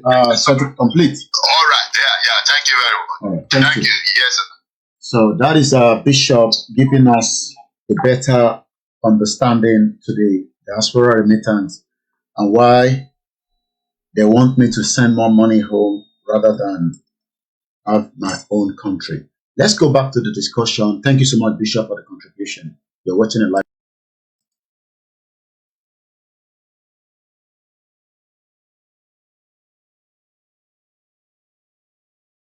Okay, before we play the video, so the man that is standing now is Benga Daniel, a former governor and a current senator Let's hear what he wants to say again to Kabiyesi. This visit is because of these. This visit is because of this. So whatever you are watching from Ile-Ife is the reaction of what Baba Akintoye is doing that Tinubu on the right-hand side is not happy with. So we have two individuals.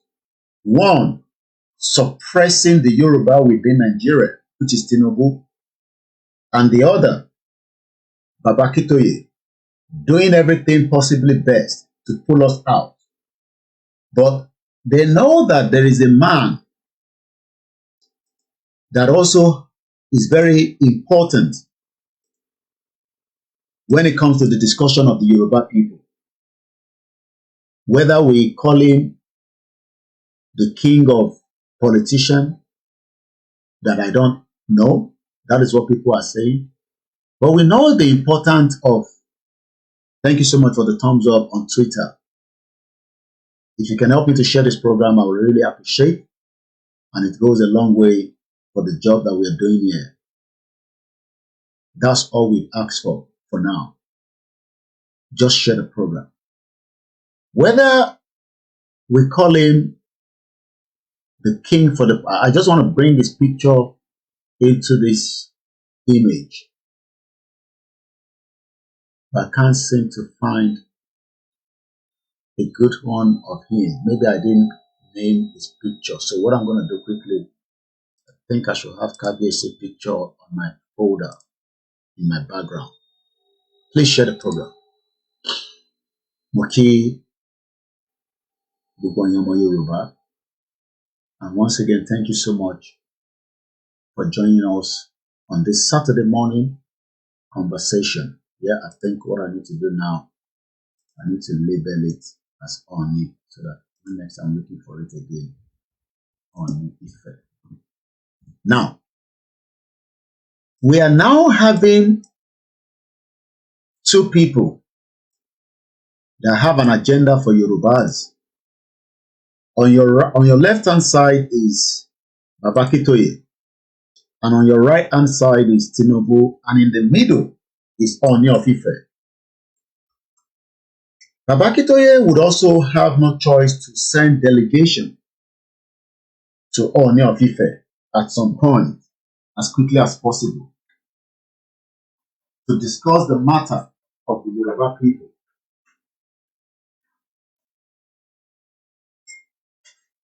I expect that Baba Akintoye will also put together a team of Yoruba people that are different from the Afenifere and that want Yoruba people to be free. Láti gbé mátà wá lọ bá Kábíyèsí.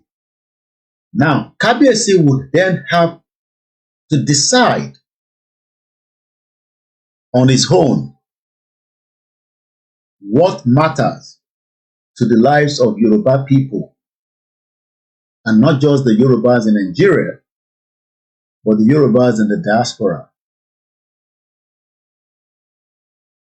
So you can see that we are in a crossroad. And that is why I'm asking again, who among the Yorubas are against Yoruba having his own independent country so that we can exit the union? Please get a cup of tea yourself, or coffee like I've done myself. Now, let's go to listen to Benga Daniel, his message to Kábíyèsí. Again, all this communication took place at Ile-Ife, I believe, a few days ago.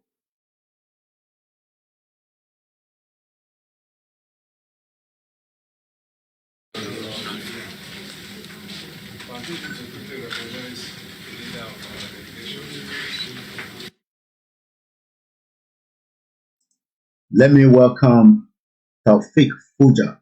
You might be wondering why, because he's not just an ordinary individual, these are people that are also paying us to watch me.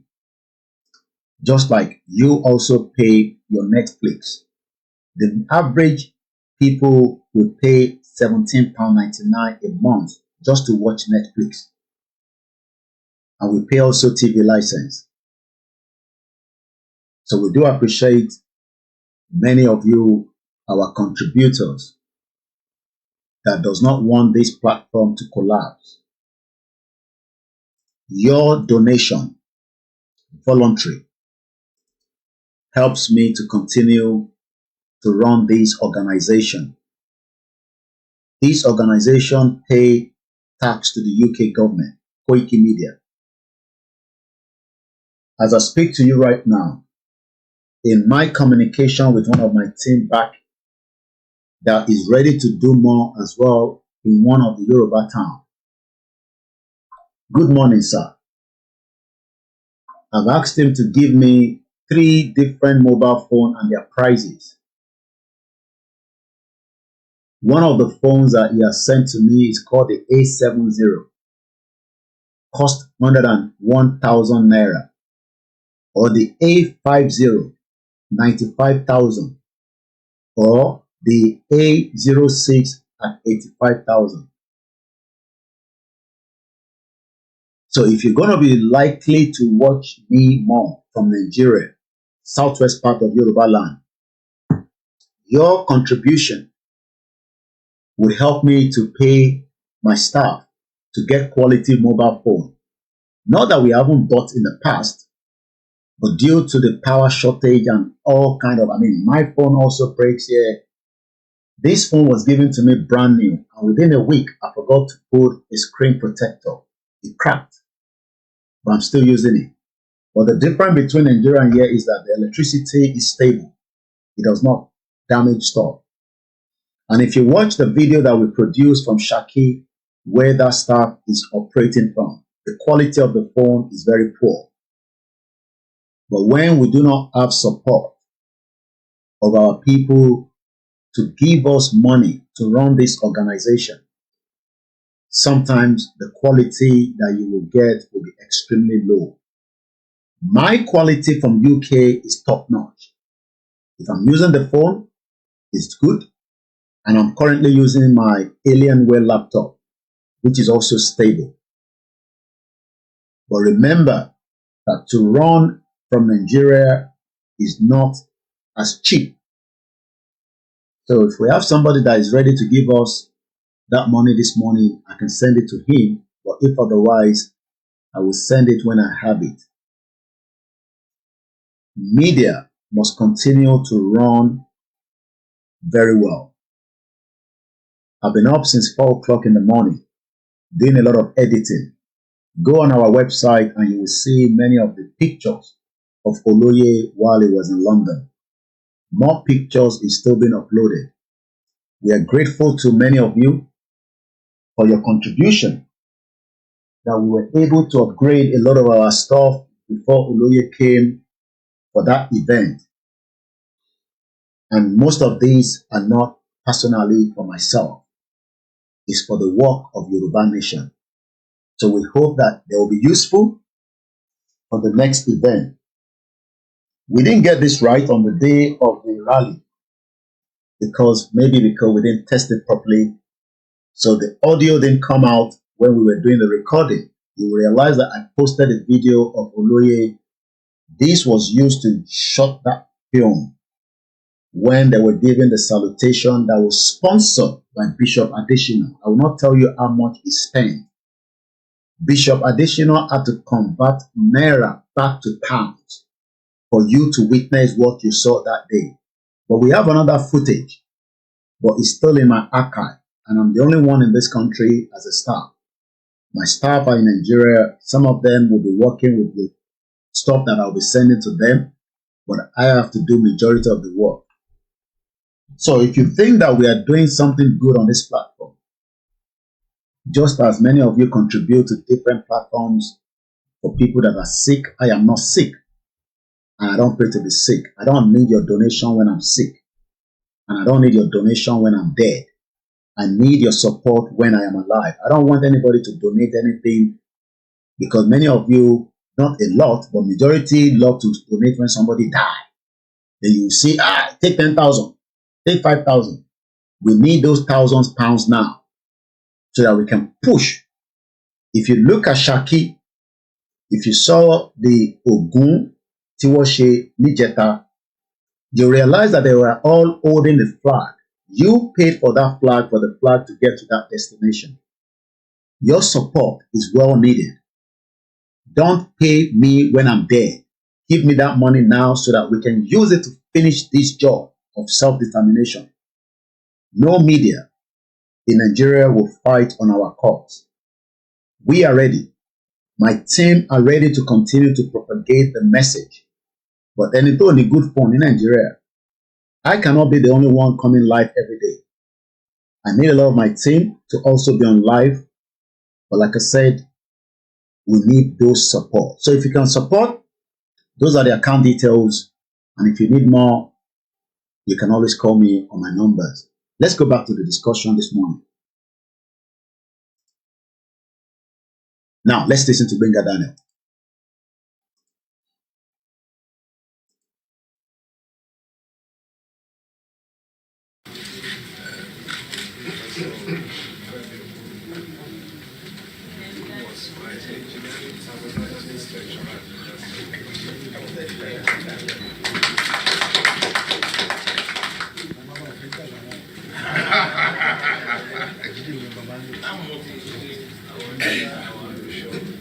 Excellency, Royal Highnesses, I want to thank all of you for making time to come and honor Kabisi. As my family be aware, I will be wearing two caps and another boy because I was honored over 30 years ago in this palace. And I've been very is in my vein and in my blood. So I know a little bit about this great organization. And for this great town, the source, as our leader have clearly said, the story of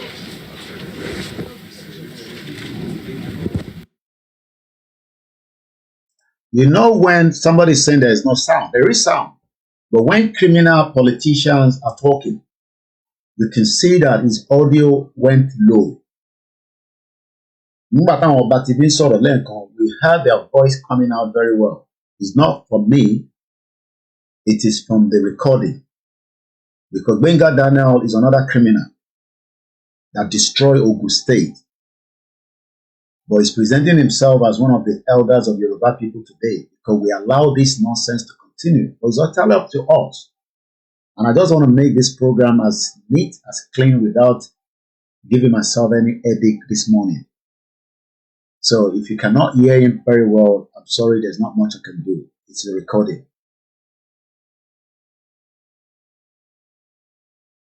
And as God will have it, to the extent of our own awareness, all this that we grew up to know, the last have been active supporters of Afenifere.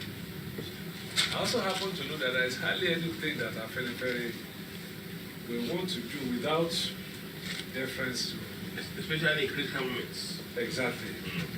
That's what. Talking about critical moments, I remember that at a point in time, when it appears to be that we have some kind of division within the system, and that was what led to YUF, Yoruba Unity Forum, which was put together to galvanize everybody. I've been led by Afenifere. And on that occasion, if I remember well, Mama Wolowo and Onishigage were more or less alternative chair to this weekend meetings. That is the importance that we attach to this palace. So therefore, sir, We're here to continue to pledge our loyalty. You have All right, let me pick what he said there. They've come to Kabiyesi to gain his loyalty to keep Yoruba people in one Nigeria. They've come to Kabiyesi on behalf of Tinubu for his alliance against Babakitoye and Tinubu, because what we are witnessing today is a fight between two different people. Professor Adebanji Akintoye, the leader of the Yoruba Self-Determination Group, and President Bola Tinubu, the current president that is only going to be there for a very limited time. Benga Daniel is saying to Kabiyesi to please not allow Sunday Igboho and his people to bring the complete breakup or the amalgamation of Nigeria.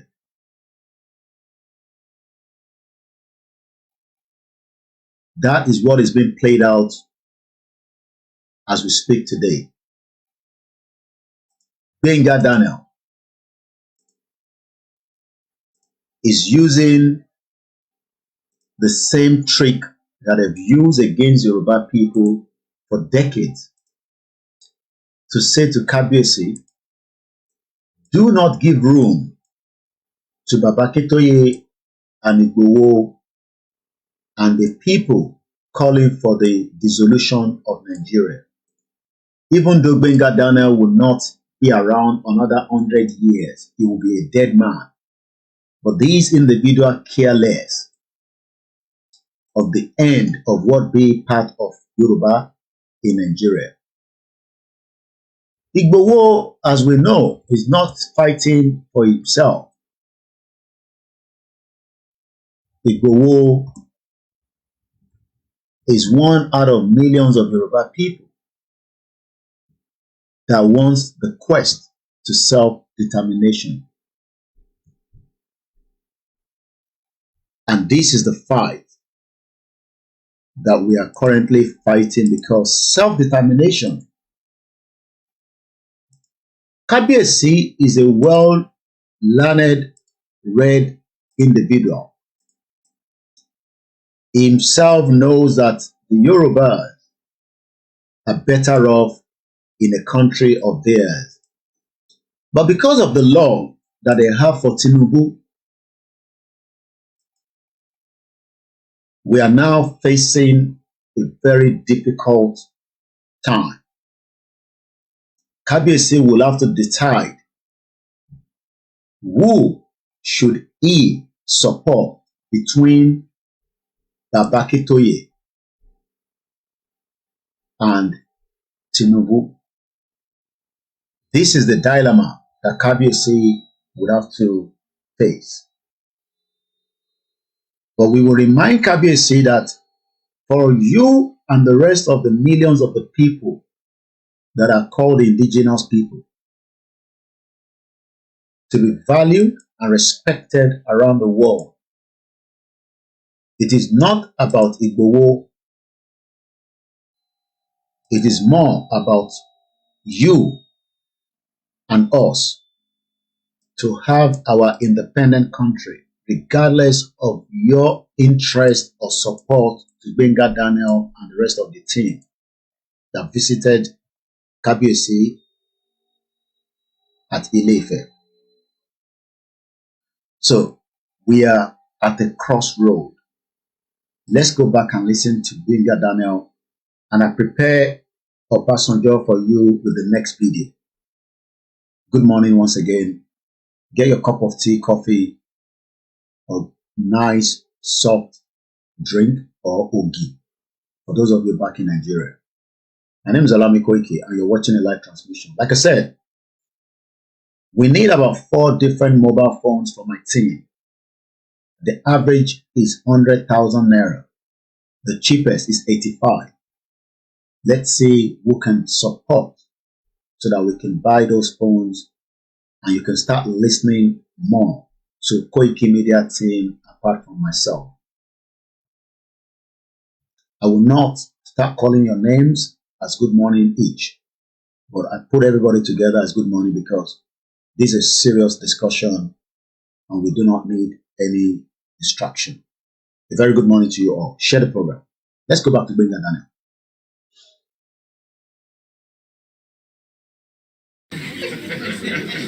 Your prayer emergency. There's a lot of work that God has naturally put without any doubt that you still have to do.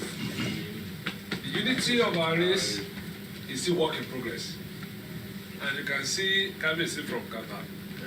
What he wasn't able to say openly is that they consider themselves to be ostracized and oppressed.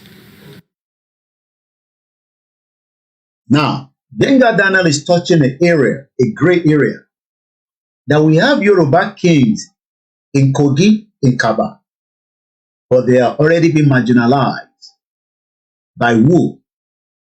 Benga Daniel is afraid to tell us. They know exactly what is happening.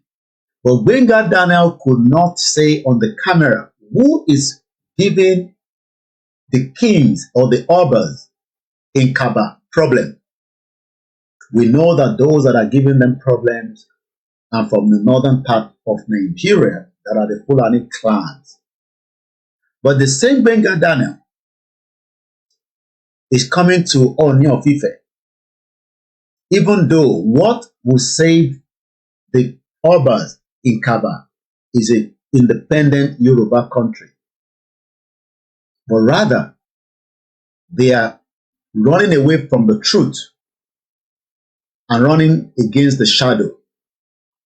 Because Benga Daniel mọ̀ dájú pé in tó lè resolve problem Kaba tó jẹ́lẹ̀ Yorùbá tá ń pè ní Kogi state òun ni pé ká gba country wa. And we will then wait and see who dares disrespect the obas in Kaba. Because our government will be the one running the show, not the current one that the fraudulent Yaya Bello and the current one have disrespected all the obas in Kaba and also close to Ilorin in Kwara State. So you can see, they know the truth, but they are putting the truth to the side. And I'm sure Kabiyesi is sitting down and looking at him and saying, but Itigbo àti Baba Akintoye ń sọ lélẹ̀, wọ́n marginalize àwọn ọba ní Kaba, àwọn wo and why? Let's listen again to that part of what Benga Daniel is about to say. I'll rewind it a little bit so that you can catch it again.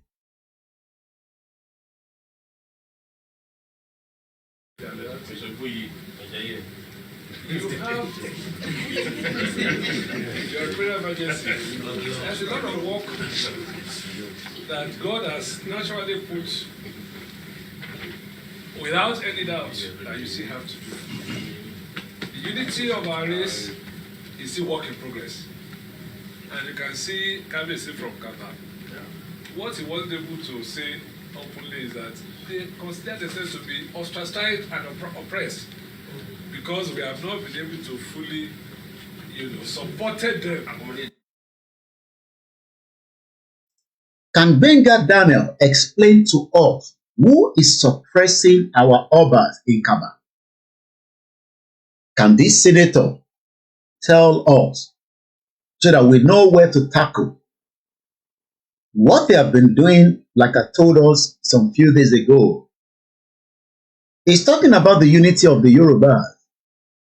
But the unity of the Yorubas will only work if we pull out of Nigeria, because we cannot be united with the people that have different ideology and that will continue to suppress and will never give us the freedom that we truly want, even if Tinubu remain in power for 60 years, which I doubt, because Tinubu cannot be alive for 60 years' time. He will be gone. If you add 60 years to Bola Tinubu's age, so why then should we allow Tinubu to destroy who we are using Kabiyesi when we know that Tinubu existence on this earth cannot last another 60 years? His legacy might last, depending on what part of his legacy that we're going to be talking about. But as a person, individually, Tinubu cannot be alive 60 years from now. He will be gone. So why then are we selling our birthright back to Nigeria when Babakitoye, that himself will not be around for another 60 years, Babakitoye will have gone? My question then is, who do we give the full endorsement? This is a question to Kabiyesi or Jaja II. Who do you support?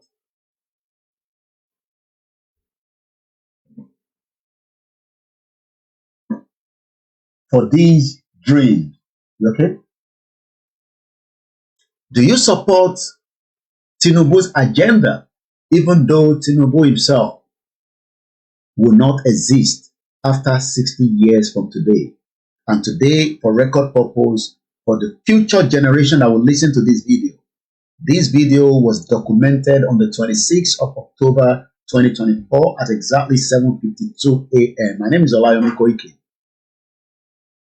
And by the time you are watching this video, Yoruba country would have come and will still remain as a country within countries.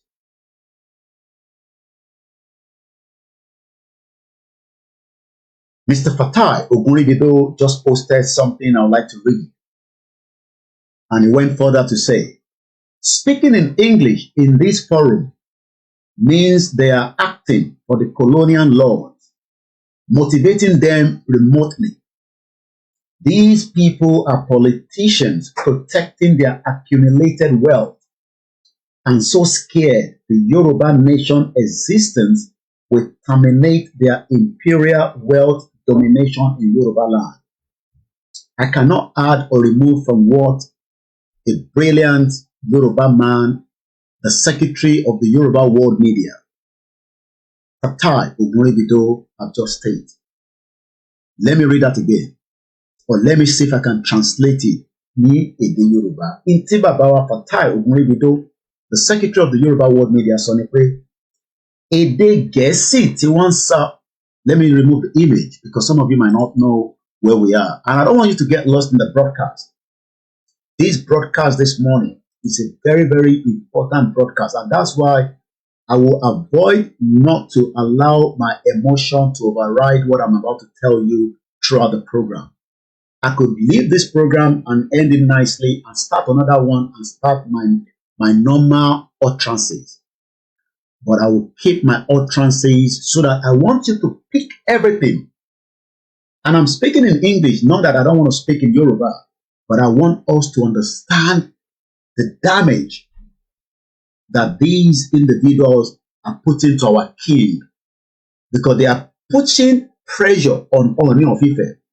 I don't want us to think about Ooni of Ife is a politician king. Let's leave all that area for now. But we are talking about two individuals, Babakitoye and President Bola Tinubu Jagaban. One is talking about self-determination, while the other is talking about a one Nigeria in respect to their colonial lords. And this is where we are saying we are at the crossroad.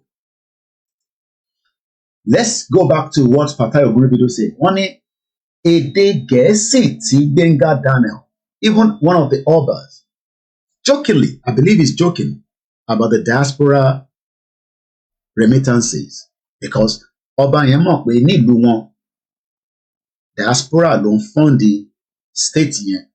I don't know which state that Oba is from, because if not, that state will have collapsed. But leave that.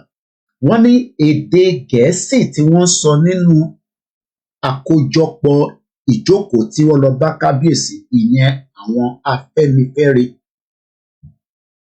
ni wọ́n ń ṣiṣẹ́ lórí àwọn tí wọ́n kó wa ní ẹrú tó ń pè ní òyìnbó aláwọ̀ funfun, tí wọ́n da Yorùbá papọ̀ sínú tó ń pè ní Nàìjíríà ní ọdún kan tó ń pè ní 1914 amalgamation.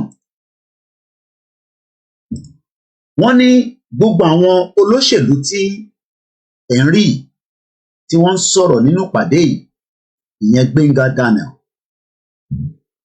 we have no reason to give him the respect of Ọ̀túnba, because ẹni tó bá fẹ́ jẹ́ Ọ̀túnba ó gbọ́dọ̀ ní value àti integrity fúnran ọmọ Yorùbá, not to the criminal northern Fulanis that have destroyed Yoruba land. Wọ́n ní gbogbo tí wọ́n ń ṣe ni pé àwọn olóṣèlú yìí látòrí Gbénga Daniel àti gbogbo wọn, gbogbo ọ̀rọ̀ nǹkan tó ti kó jọ débi pé Dàpọ̀ Abíọ́dún àti Gbénga Daniel wọ́n gbéná wojú ara wọn some few months back, nígbà tí Dàpọ̀ Abíọ́dún lọ wó lára àwọn hòtẹ́ẹ̀lì wọn. Àwọn ló máa ṣèjọba tán, ló máa ní hòtẹ́ẹ̀lì, ló máa ní retail center, ló máa ní shopping mall, ló máa ní estate, and yet they are never satisfied. Gbogbo ọrọ̀ ajé tó kó jọ yẹn, tó kó jọ, òun ni ọrọ̀ ajé tí wọ́n mọ̀ dájú pé nígbà tí ìran Yorùbá bá dá dúró, ó ṣeé ṣe pé ó máa wà terminated, and they are worried and scared. Lẹ́ẹ̀kan sí tabarẹ́ ẹni tó máa ràn wá lọ́wọ́ láàárọ̀ yìí.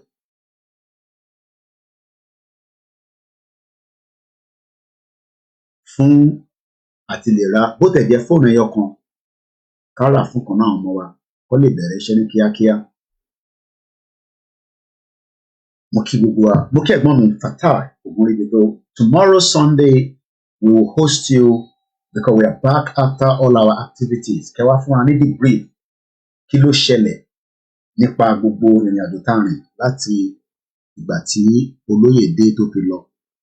Lára ìrìn àjò olóyè, part of Igboho's mission to UK is the reaction from Afenifere to the palace that we are doing the analysis this morning on.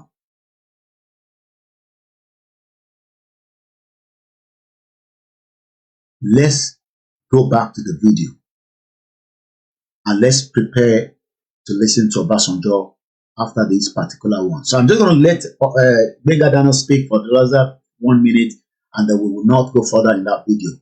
I've used this video more than enough, then we go to the next one. Let's just listen again. And give them their right of place. Can we see that they don't want to be? But as you rightly said when you saw me today, the creation of the Southwest Development Commission is clearly a step in the right direction. And I just want to appeal to all of us to continue to support President Bola Ahmed Tinubu. Without any doubt, it's very, very clear that as a journalist, I don't know whether anybody picked something from the body language of Gbénga Daniel. And if you can just put in the comment section, kí lẹ̀ ń rí nípa body language ẹ̀? I just look at the screen quickly before we move further. What can you notice in the body language of Gbénga Daniel?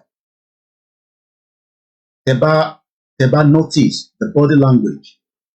What do you see in the body language? Maybe I'm the only one saying it. Maybe somebody else that is watching.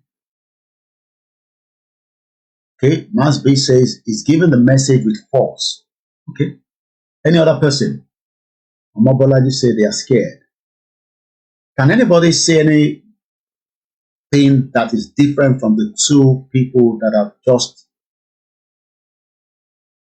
read their comment. If you're with me on the transmission, and I'm reading all the comments, I believe I still have Koikimedia that I'm not seeing the comments. So let me come back.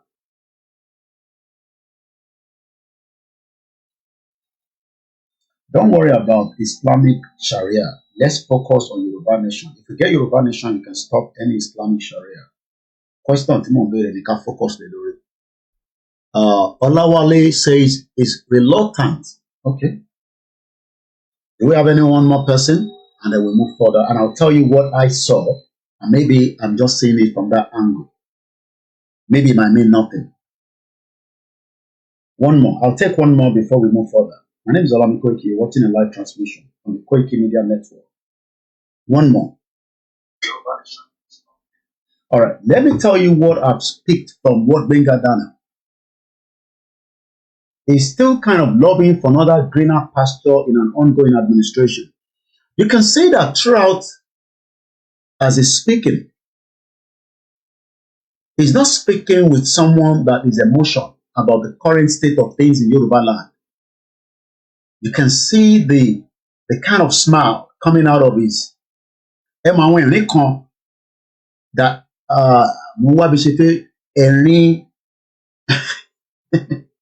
you know, that scarcism laugh. This individual care less about you and me. As he's talking about Tinubu, you can see that he's laughing because he knows it's a joke. He knows that himself, that Tinubu is a joke, he's a joker. That Tinubu has nothing to offer Yoruba people. That is why you can see the smile. He can't control it because he's not his true self. His true self is not coming out. They are not emotional about the current state of things, even as of today in Nigeria. Somebody says, Masbi says, Eriako. These people should go to the palace and let the king know the pain of the people. Look, I am not 3,000 miles away from Nigeria, according to Just Reason. I haven't seen him for a while on the broadcast. And every time I come on the live show, my spirit feels touched with a lot of things that is happening in Nigeria. But this is a man that lives in Nigeria. I'm sure they did not go on helicopter. They ride down there because the road, there's no airport in Osun State. And if there's one, they probably will still drive to the palace. I'm sure when Benga Daniel was driving to Kabiosi's palace, I'm sure Omamari, poverty, on the left, on the right, poverty. So he should go to that palace and pour his heart in an emotional way to Oba, even if they still want one Nigeria. I don't care when you're born. Even if the drive between the airport, the land, to the palace, he would have seen left, right, poverty of Yoruba people. So by going to deliver these to Kabiyesi, and that's why I always say on this platform that I don't even want you to see me as somebody that is serious. I just want you to see me as somebody that has come to deliver a message. You take that message and you go home, whether you believe me or you disagree.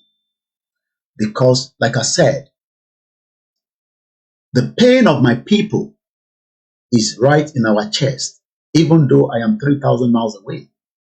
But this is a man that has driven from the airport for argument's sake.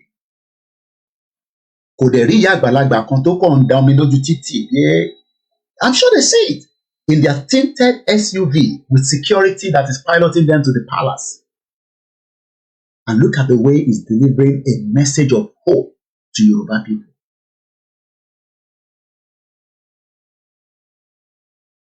And these are meant to be leaders of Yorubas in the present day Yoruba in the southwest of Nigeria. One human touch, no human sympathy. Kí ló funny ní nǹkan tó ń deliver nísìn. tó yàgbẹ́ sára ni àbí èèyàn kan yàgbẹ́ sára níbẹ̀ yẹn tó ń rí àbí èèyàn kan tọ̀ sára. Because I know he's in a beautiful palace. I've not been to that palace before, but I know because you can see the magnificence of that palace. But kí ló funny sí Gbenga Daniel? Kí ló ń pa lẹ́rìn? What is funny? Oh, Tinubu is going to make Nigeria better and he's laughing. But the deed of Nigeria right now, nobody's laughing. Even if we are still in Nigeria, what is funny that Gbenga Daniel is smiling about? Because these people are not talking about us. And I go back again to what Fatayo Guribido says, and let me get my glasses on so that I can see clearly. Speaking in English in this forum means that they are acting on the colonial laws that is motivating them remotely. These people, Gbenga Daniel, politicians, are protecting their accumulated wealth. And they are so scared. Gbenga Daniel sọ pé tabagba Yorùbá country àwọn ọmọ yìí ìjọba tó ń bọ̀ kò ní dàbí ìta ń ṣe lọ́wọ́lọ́wọ́. I'm sure Gbenga Daniel also remember that death would happen to each one of us at the appropriate time. Let's leave that and move to the next discussion. Listen to this again. While these are going around convincing Kabiyesi, and thanks so much for the owner of this video that we have used this morning. Let's listen one more time to this from the Arewa, and I'll prepare us for the next video, which is Obasanjo with the visit of the Northerners at the penthouse, as so-called in Abeokuta. Hello, good morning, good afternoon, good evening. This clip is titled Alleged Regional Government Bill in Circulation, if true, overtaken by events. A document alleging to be a bill submitted by Bola Tinubu to the National Assembly seeking to reverse and to amend the 1999 Constitution and give regions independence from the central. In other words, going back to regional government arrangement. It's in circulation all over the social media. If this bill is true, and I hope it is true, my message is clear that the bill has been overtaken by events. What preponderance of Nigerians need now is not regional government, but they want an independent country of their own. Regional government belongs to the past. Currently, the agitation is for self-determination, for all regions, ethnic nationalities wishing to have their own country. Anything short of that is chasing the wild goose and will not pass the passage of time. I will not see the daylight. Indeed, what Nigerians are going through now, the way and manner we are being collectively mismanaged, we are being assaulted, we are being pauperized, we are being reduced into pitiable combustible materials, we are being reduced into beggars, into slaves by the Bola Tinubu regime is emboldening many of us who were formerly against breaking of Nigeria into smaller nations. We are now reversing ourselves. Majority of us, including myself, who was formerly against smaller nations out of Nigeria, is now fully committed to having Nigeria broken into different countries out of choice or out of compulsion, so that we can go and manage ourselves in our own way, in our own speed, in our own style, cognizance of taking into consideration our culture, our beliefs, our socialization, our meaning, if you like. We are tired of a central government where everybody has been made to become a slave.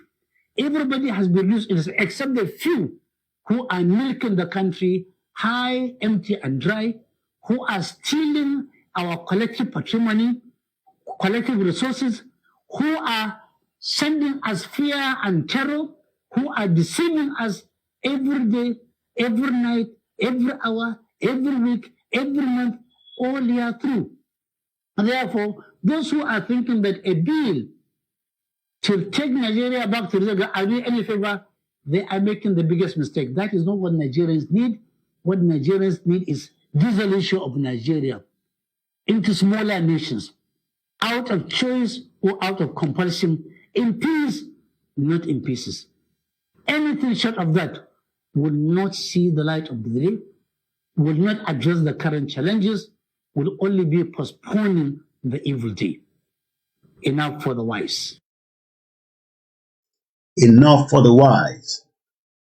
Coming up to 11 minutes past 8 a.m., 2 hours, 11 minutes into the discussion this morning. My name is OLAYOMI KOIKI. Who among the Yorubas are against Yoruba having its own independent country so that we can exit the union?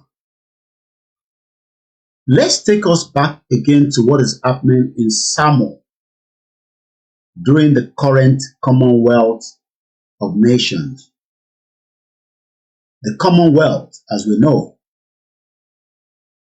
are countries that Britain colonized.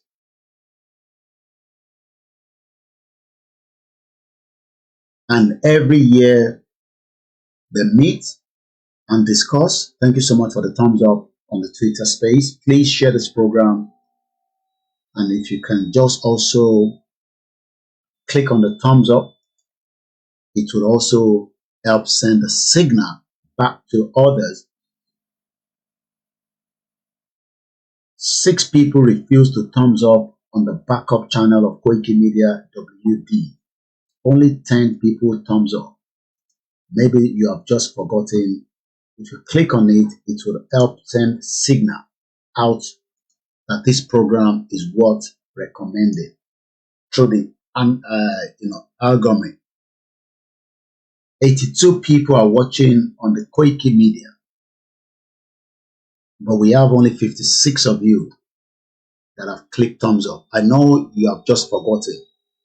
Now that I've reminded you, we would appreciate if you come out of the broadcast and click on the thumbs up so that when I come back again and check, we know that you are all with me. Apart from those of us that care less and you are only here to snoop, or you are only here just to see if you can get one secret or know something that we are planning. We do not plan anything and bring it on the social media. But the dissolution of Nigeria will come true, either you like it or not. Britain, that we're going to hear the analysts from a very good station that we use all the time called Vantage. I have watched it myself last night, and I'll let every part of this period to go without interruption. The copyright goes to first post.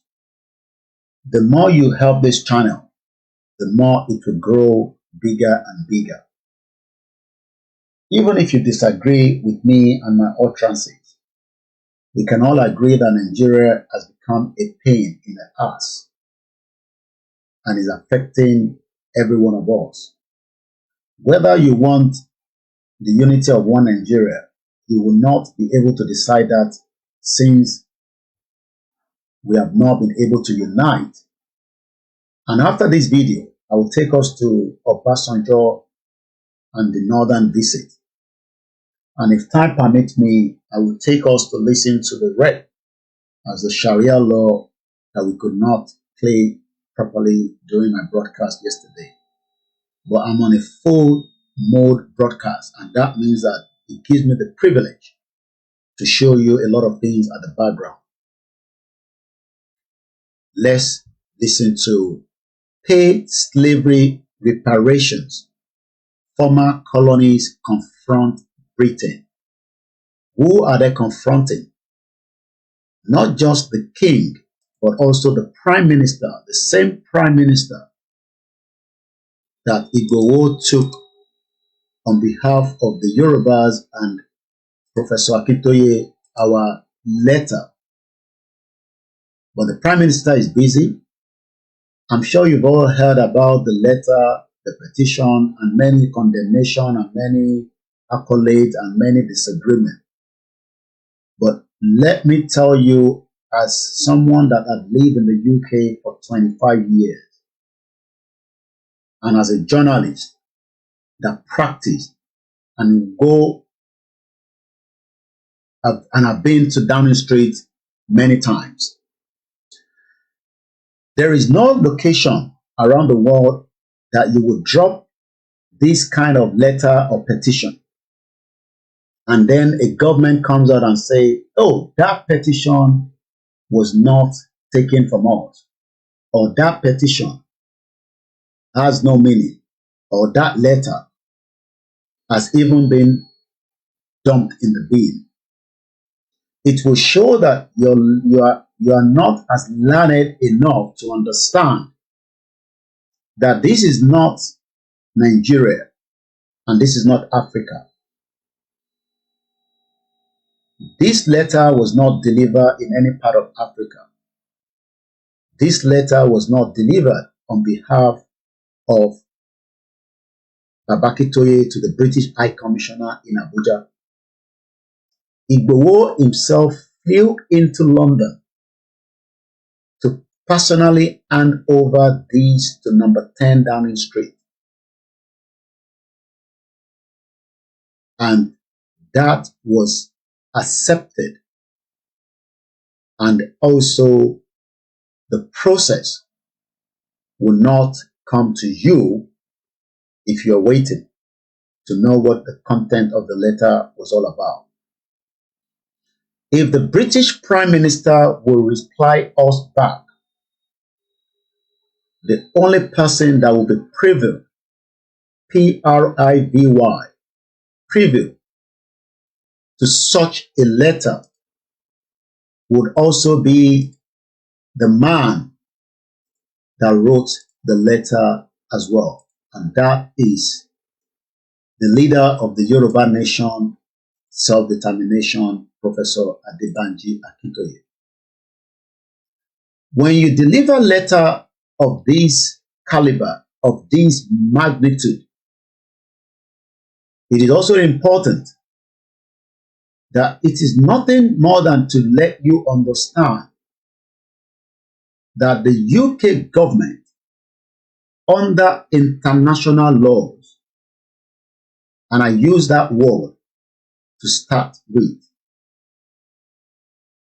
would not and dare not reveal the content of the letter to anyone else. It is confidential. So there is no amount of what you are hearing from outside of different medias, especially in Nigeria, to discredit this letter can work.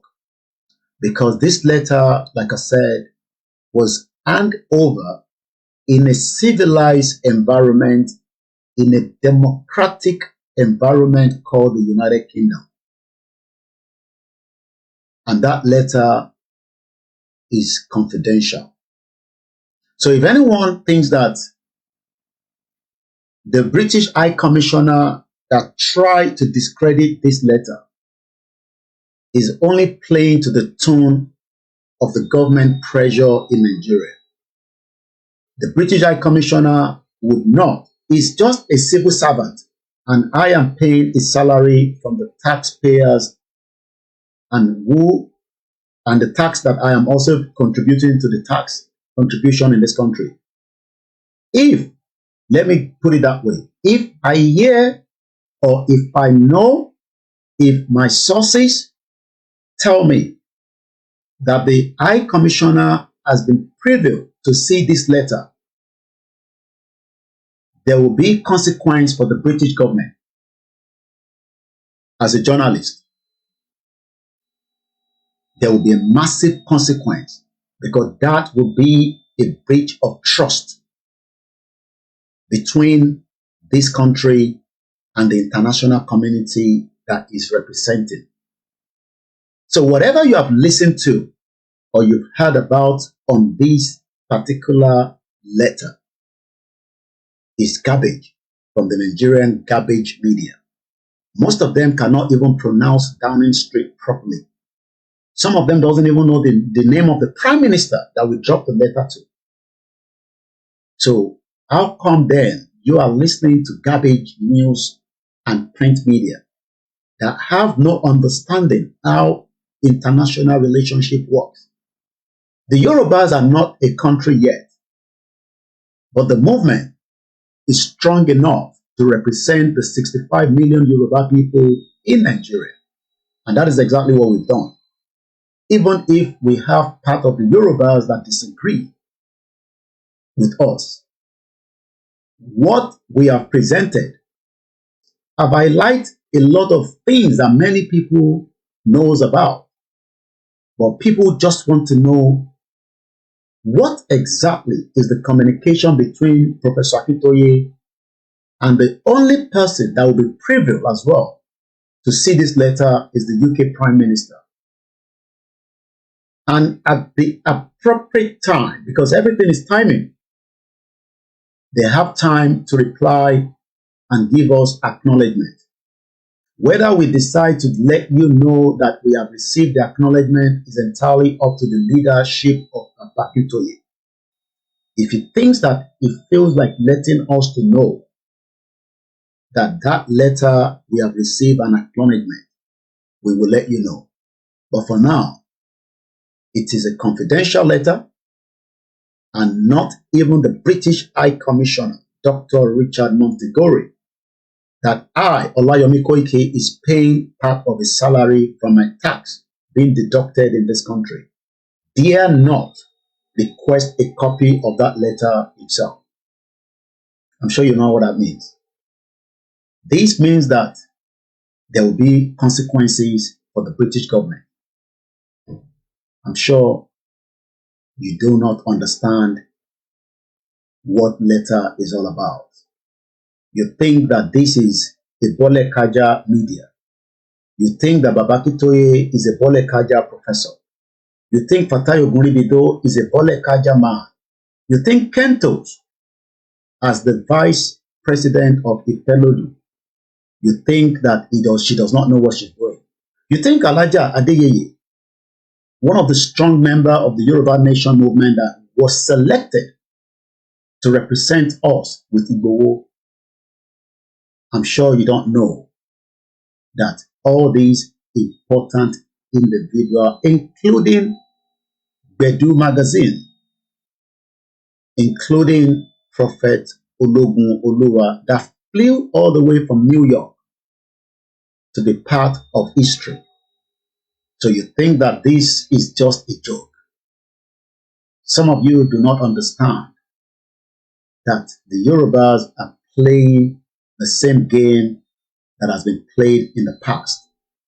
And what is the game? The game of diplomacy. Nobody has ever come out to say that UK will give us a country. But we are doing exactly what the international community expects us to do. And like I said, we are still in the stages to dissolve this union. And it will be dissolved amicably, in timing, but we would have to be patient with the process. So let them continue to deliberate whether the letter is valid or it has been thrown into the trash. That is from the garbage Nigerian media that do not understand nothing, because we know that they have no iota of truth in them. But for now, the letter remains private, the letter remains confidential, and the letter remains right behind that door, which is the black door that even Joe Biden was glad enough to take a picture in front of it. The images that you have seen around the world that is still circulating, many of you will never put your foot behind that door till you die. Even your president I mean, your current president have not stand in front of that door yet. He might tomorrow on the visit of the Prime Minister, I don't know. But Igboho has done exactly what millions of people could not do by representing us behind that door, including myself, to deliver this fantastic history that has now been recorded. Maybe you don't know that the moment that we recorded it was exactly 1400 hours. Even the police will not let you go in until that same time because everything is recorded. And that record is with Downing Street. So if you're still in doubt of what will play out, you will wait for the next stage. Let's take you now to Samoa, which is very close to Australia, where there is a current Commonwealth meeting that is going on. And let's hear from the narrative, the analysis, not from me this time around, but from a beautiful presenter that I love so much and I respect for the work that she's doing within the organization. And this video was posted 15 hours ago, and it has been already 136,000 views. If only you support this platform, we would also gain the right views. But when we have to keep begging us to share and also thumbs up, then the viewership will not be as big as you might think. But one thing we are grateful for is that even after 3 years of my monetization being removed on Koikimedia, every month we gain about 700 new subscribers. It shows that people want something and they are looking for the truth. The truth is no longer in Nigeria. The truth is now within the Yorubas and the rest of those that want their freedom. Anything short of that is a crime scene. Let's go back now and watch this analysis about why Britain refused to talk about reparations of the former colonies, and Nigeria was one of them.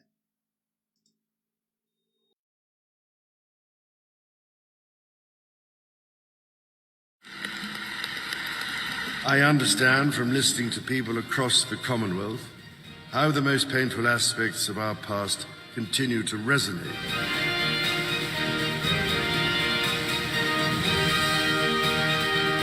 My focus is on the forward look, not the sort of backward look.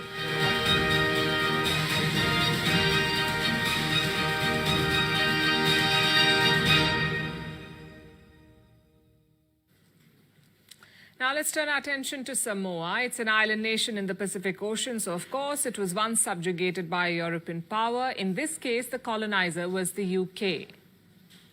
That is why today, Samoa is a member of the Commonwealth of Nations. It's actually the host country for this year's Commonwealth Summit, the Commonwealth Heads of Government meeting. The meeting is being presided over by Britain's King Charles III.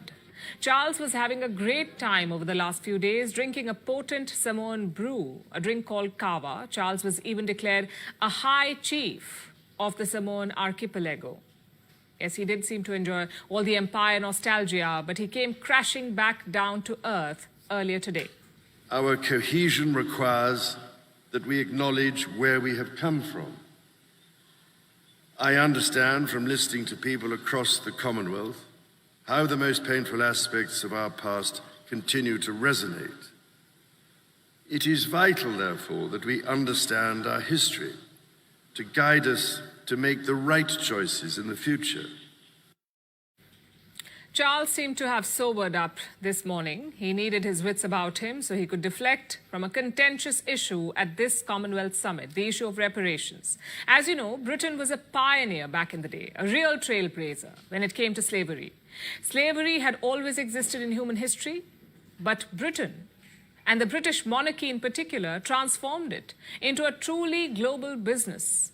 The UK set up a slave code for its Caribbean colonies. They enslaved people in Africa, forced them into ships, and took them to plantations in the Caribbean. Millions perished during the brutal journey.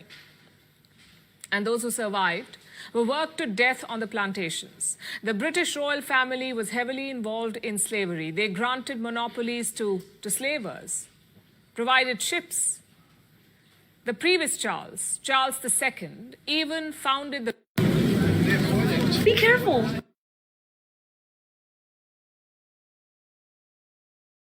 Company, Britain's biggest slave trading institution.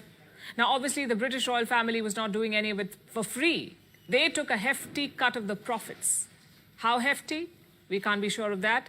They've never been forthcoming with their finances. But considering the timeline, it is entirely possible that the Buckingham Palace itself was built using slavery profits. So the current Charles may literally be living in a house of blood. Today, Charles said that we should understand history. Well, this is the history. The British royal family continues to live in luxury thanks to the millions it made in the slave trade centuries ago. That is a fact. But here's Charles trying to sidestep the issue. None of us can change the past, but we can commit with all our hearts to learning its lessons and to finding creative ways to right inequalities that endure. Creative ways? Are you joking? How about going the simple way instead? Just pay reparations, sell all your fancy cars, cloaks and tiaras, and right the past wrongs. The British royal family will never agree to this, but sadly, neither will the British government. I think we should be clear from the outset that the slave trade, slave practice was abhorrent. And it's very important that we start from that place. And of course, that matters hugely to many of the countries that are represented here. The question then is, where do we go from there? Now, my posture, if you like, is that we should be forward-looking. That's my posture, if you like, my focus is on the forward look, not the sort of backward look. That was the UK's Prime Minister, Keir Starmer. He just flatly refused to pay reparations. That is going to be the same thing from them with the kind of letter petition that we dropped to Downing Street. Not much will be expected, but does that mean that we should not put that in their hand? Just as African countries are asking for reparation, King Charles is not ready to apologize. He says we should move on, even though we know that the Buckingham Palace, that is making a lot of money for visitors, was built on slave trade. We know that Church of England made so much money out of slave trade. But the Yorubas are worried that we have dropped a letter and it is not going to make any significance. It is. If it's not, there will not be discussion of it across the globe today. But is the UK government going to support the dissolution or the de-amalgamation of Nigeria? The answer is no. But that does not stop us from engaging. We must continue to engage the international community if we truly want to show that we want to go. The engagement of international community shows that we are the Yorubas that are well-learned and very, very highly learned people. The next shock that will happen is still loaded. But for now, that letter or petition is valid and it remains valid within the government of the UK, and I'll leave it for now. Let's go back and get a little bit more insight of why UK that took millions of you, your forefathers, that we are now trying to pull a stop to it. Because your fathers, your parents were taken away as slaves. But you are more worried to keep that entity of Britain country that you call Nigeria. Because to you, we were given independence in 1960. It is time that the Yorubas wake up that there is nothing called the unity of one Nigeria. It is the biggest fraud. Britain monarchy system knows this. The rest of the world knows this. Even Sir Keir Starmer, the current Prime Minister of the United Kingdom, knows this as well. We are 2 hours 35 minutes, and I'm going to push this because I want to give us the final part, which is Obasanjo's video, before we end this program in 3 hours. So let's go straight into this. Everyone in his cabinet is of the same view. They may offer some token, non-cash forms of justice, but no reparations, not even a formal apology. That is the British government's official stance.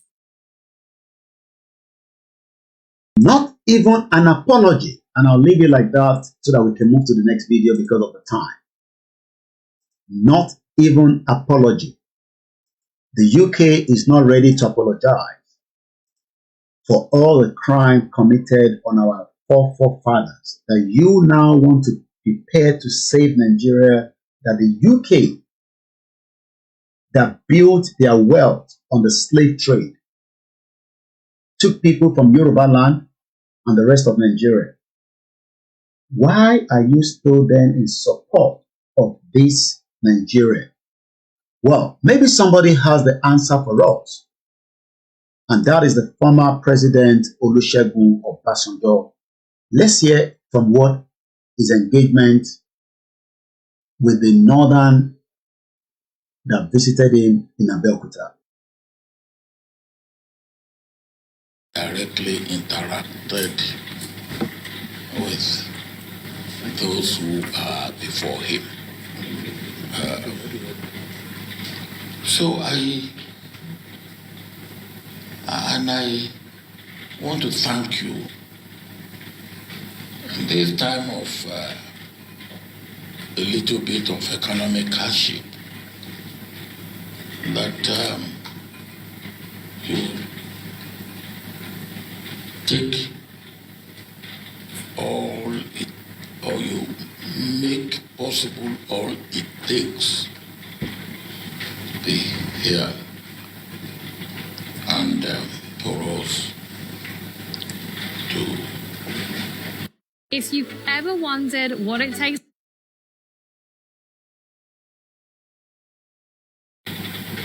talk a little bit. Governor, you talk about your concern. And if there's anybody who is not concerned about the situation in Nigeria today, then he or she will need to have his head examined.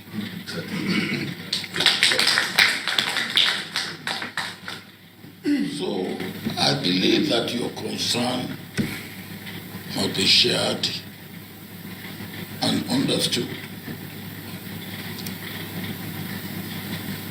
I am concerned. And I know anywhere I go in recent times in Nigeria, people express their concern. So the expression of your concern is understood and shared by many. I must also say that Dr. Andrew regularly communicate with me. Go back about.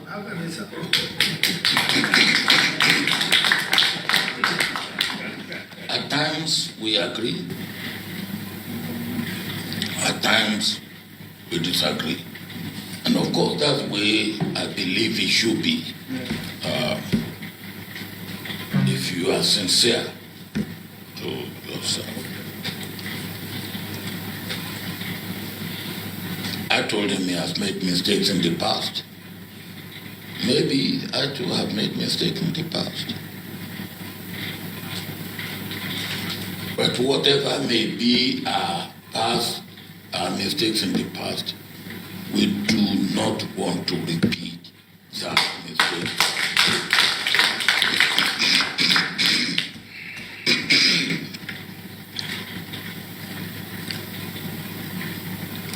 Governor, you rightly said, I am a believer in the greatness of this country. Yes, you are absolutely right. I am also an incurable optimist about this country.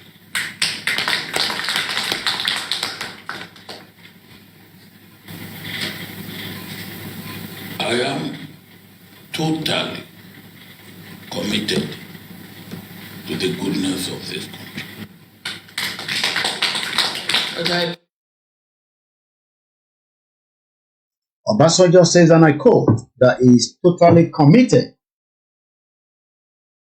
to the goodness of Nigeria. He has the right. That is his own prerogative. That is his own right. But what Obasanjo cannot but do now is to tell us that we must also believe in what he believes. Obasanjo can no longer tell the Yorubas that want the right to self-determination to remain in this contraction called Nigeria, because Nigeria is not for us. It was created under the British monarchy system, and we must find a way to peacefully allow it to come to the end. For many people of the Yoruba indigenous people do not want that to happen.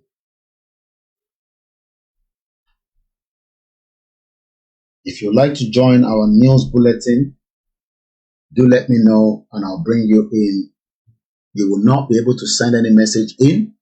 And if anybody asks for money, do let us know. We will remove that number. There's not much I can do to that because we know we have criminals that will penetrate into many groups and they'll come behind and ask for money. Just let us know and we will bring their names and their numbers out to the public domain and we will block them. But no one apart from myself and my team do send messages in there. We don't need any prayer. We don't need any motivation.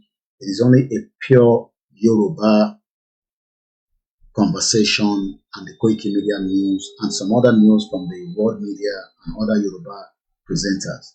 So if you'd like to join that platform, do let me know. We are just about 15 minutes.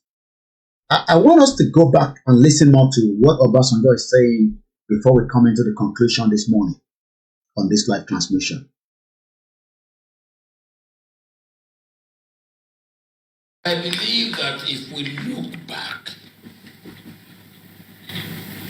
you can see, or if you want to be sincere with ourselves, you can see some of the mistakes of the past to which we must not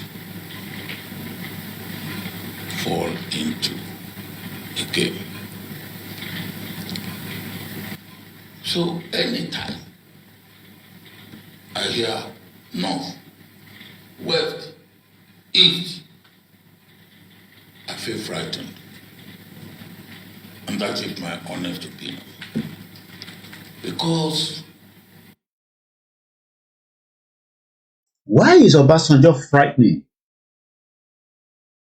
Does he have a stake in Nigeria? What is wrong if Obasanjo comes out and say, let everybody go their separate ways? What is in it for Obasanjo that he feels frightening every time he hears the north, the southeast, and the southwest? Why is he in a panic mode?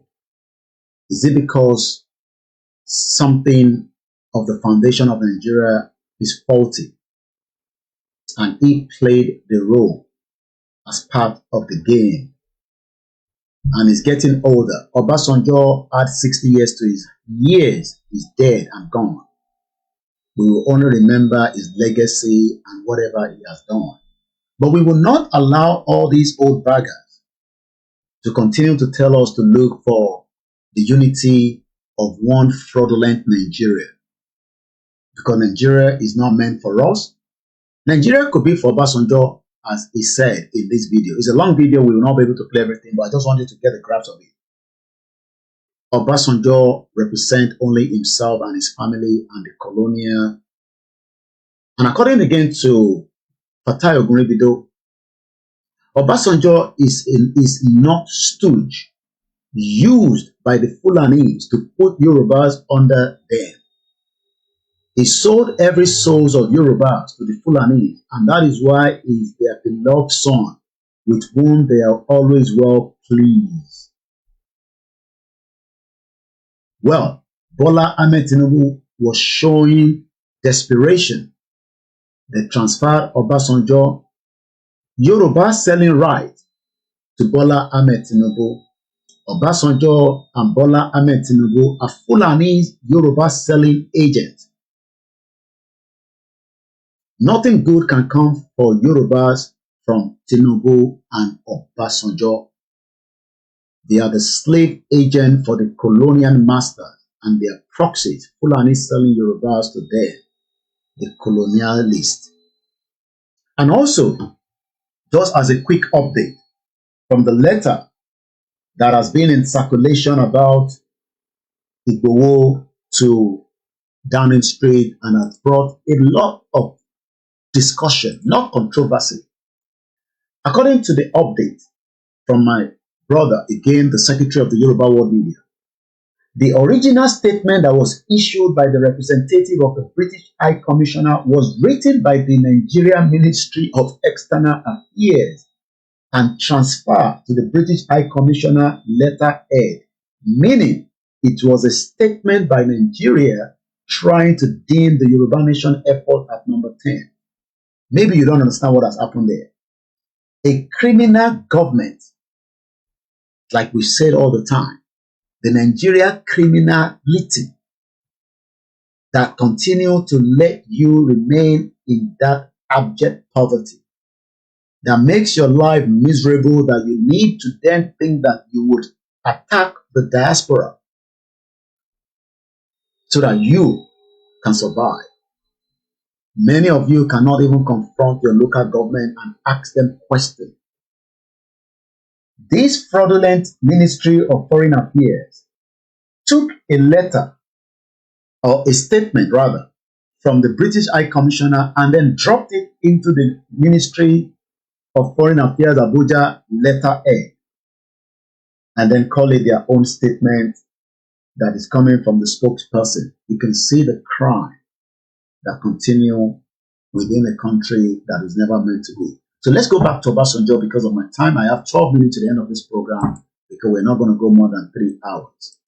Let's go back again and listen to Obasanjo.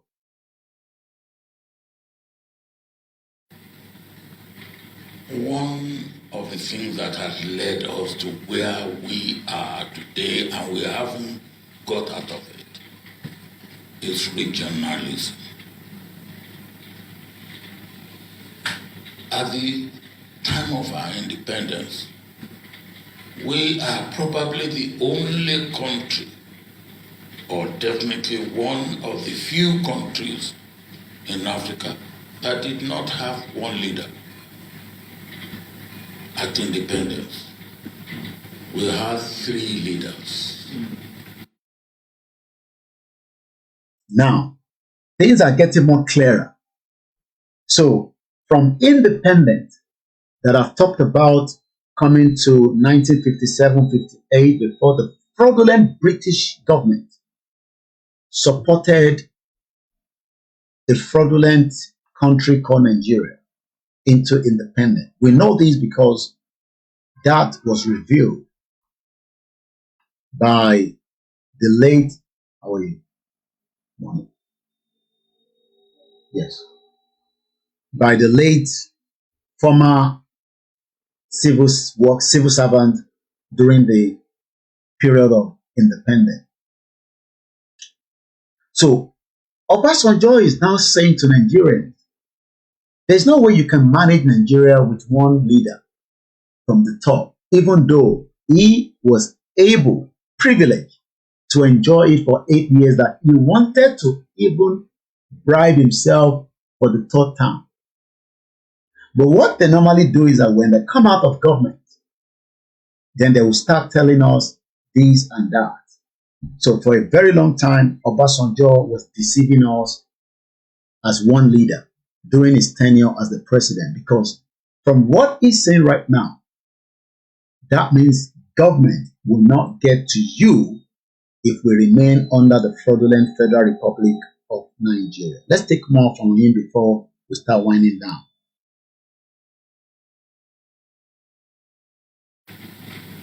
So we attain independence almost with three countries in one. And that is the final straw. Maybe I will rewind that part. Obasanjo is saying in 2024 that we attain independence with three countries dropped into one, because that is the fraud that the British put on us. So why then are you arguing with Igboho? Why then are you arguing with Babakitoye? Why then are you arguing with Koikimedia that our right to self-determination should be truncated? At least Obasanjo is speaking the truth before he died. So you can see why the quest for a Yoruba country must not stop. Let's rewind what Obasanjo said and listen again.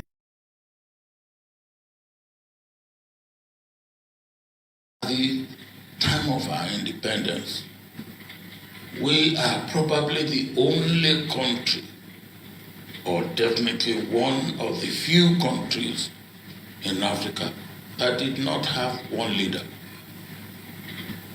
at independence. We had three leaders. So we attained independence almost with three countries in one. And that remained part of our problem. So I'm asking Obasanjo now, if we have three countries that was dropped into one country and is part of our problem, what should be the solution? Is it regional government? Is it a restructure? Or is it a full independent Yoruba country? You can see why I took my time to explain this video from the beginning and drop it finally to Obasanjo. It is clear that a Yoruba independent country is our solution to a country that had three countries right inside it. Even if it now spread and break to many other countries, don't get panic. Malta, that blend Nigeria crude oil, is 500,000. So we can have 500,000 country coming out of Nigeria. But the 65 million Yoruba people are strong, can work together in one uniform as an independent culture, language, same ideology, away from the Igbos, away from the Hausas and the rest, with our own borders, with our own immigration, with our own police, with our own everything that would be called Yoruba, or you can even call it Oduduwa Republic. All that is something that we will decide, but the first thing is to pull out of the structure that had three countries inside it and then brand it as Nigeria. So what has been played out for long is that Obasanjo knew that Nigeria was branded to put and suppress the Yoruba down. That is why he preferred to be known as a Nigerian as against Oduduwa Republic, as he said in that video. I don't know if I'm going to capture that, but because of my time, I'm going to give him another 1 minute, and then I'm going to come back and complete the video in 3 hours, like I said. for a long, long time. And it hasn't completely left us. So when you give the name of your league as Northern League of Democrats, my point would be, oh, how I wish it had been National League of Democrats. But I will also say that you have to begin from somewhere. You have to begin from somewhere. One of the things I always say is that, look, why should my being a Yoruba man, and I'm a proud Yoruba man, be in the way of my being a Nigerian? I could jolly well have been born in Sokoto. The fact that I was born in Yoruba land is not my making. It's God's making. I could jolly well have been born in Maiduguri. I will still be a Nigerian. And I do not believe that where I was born should be the enemy of my Nigerianness.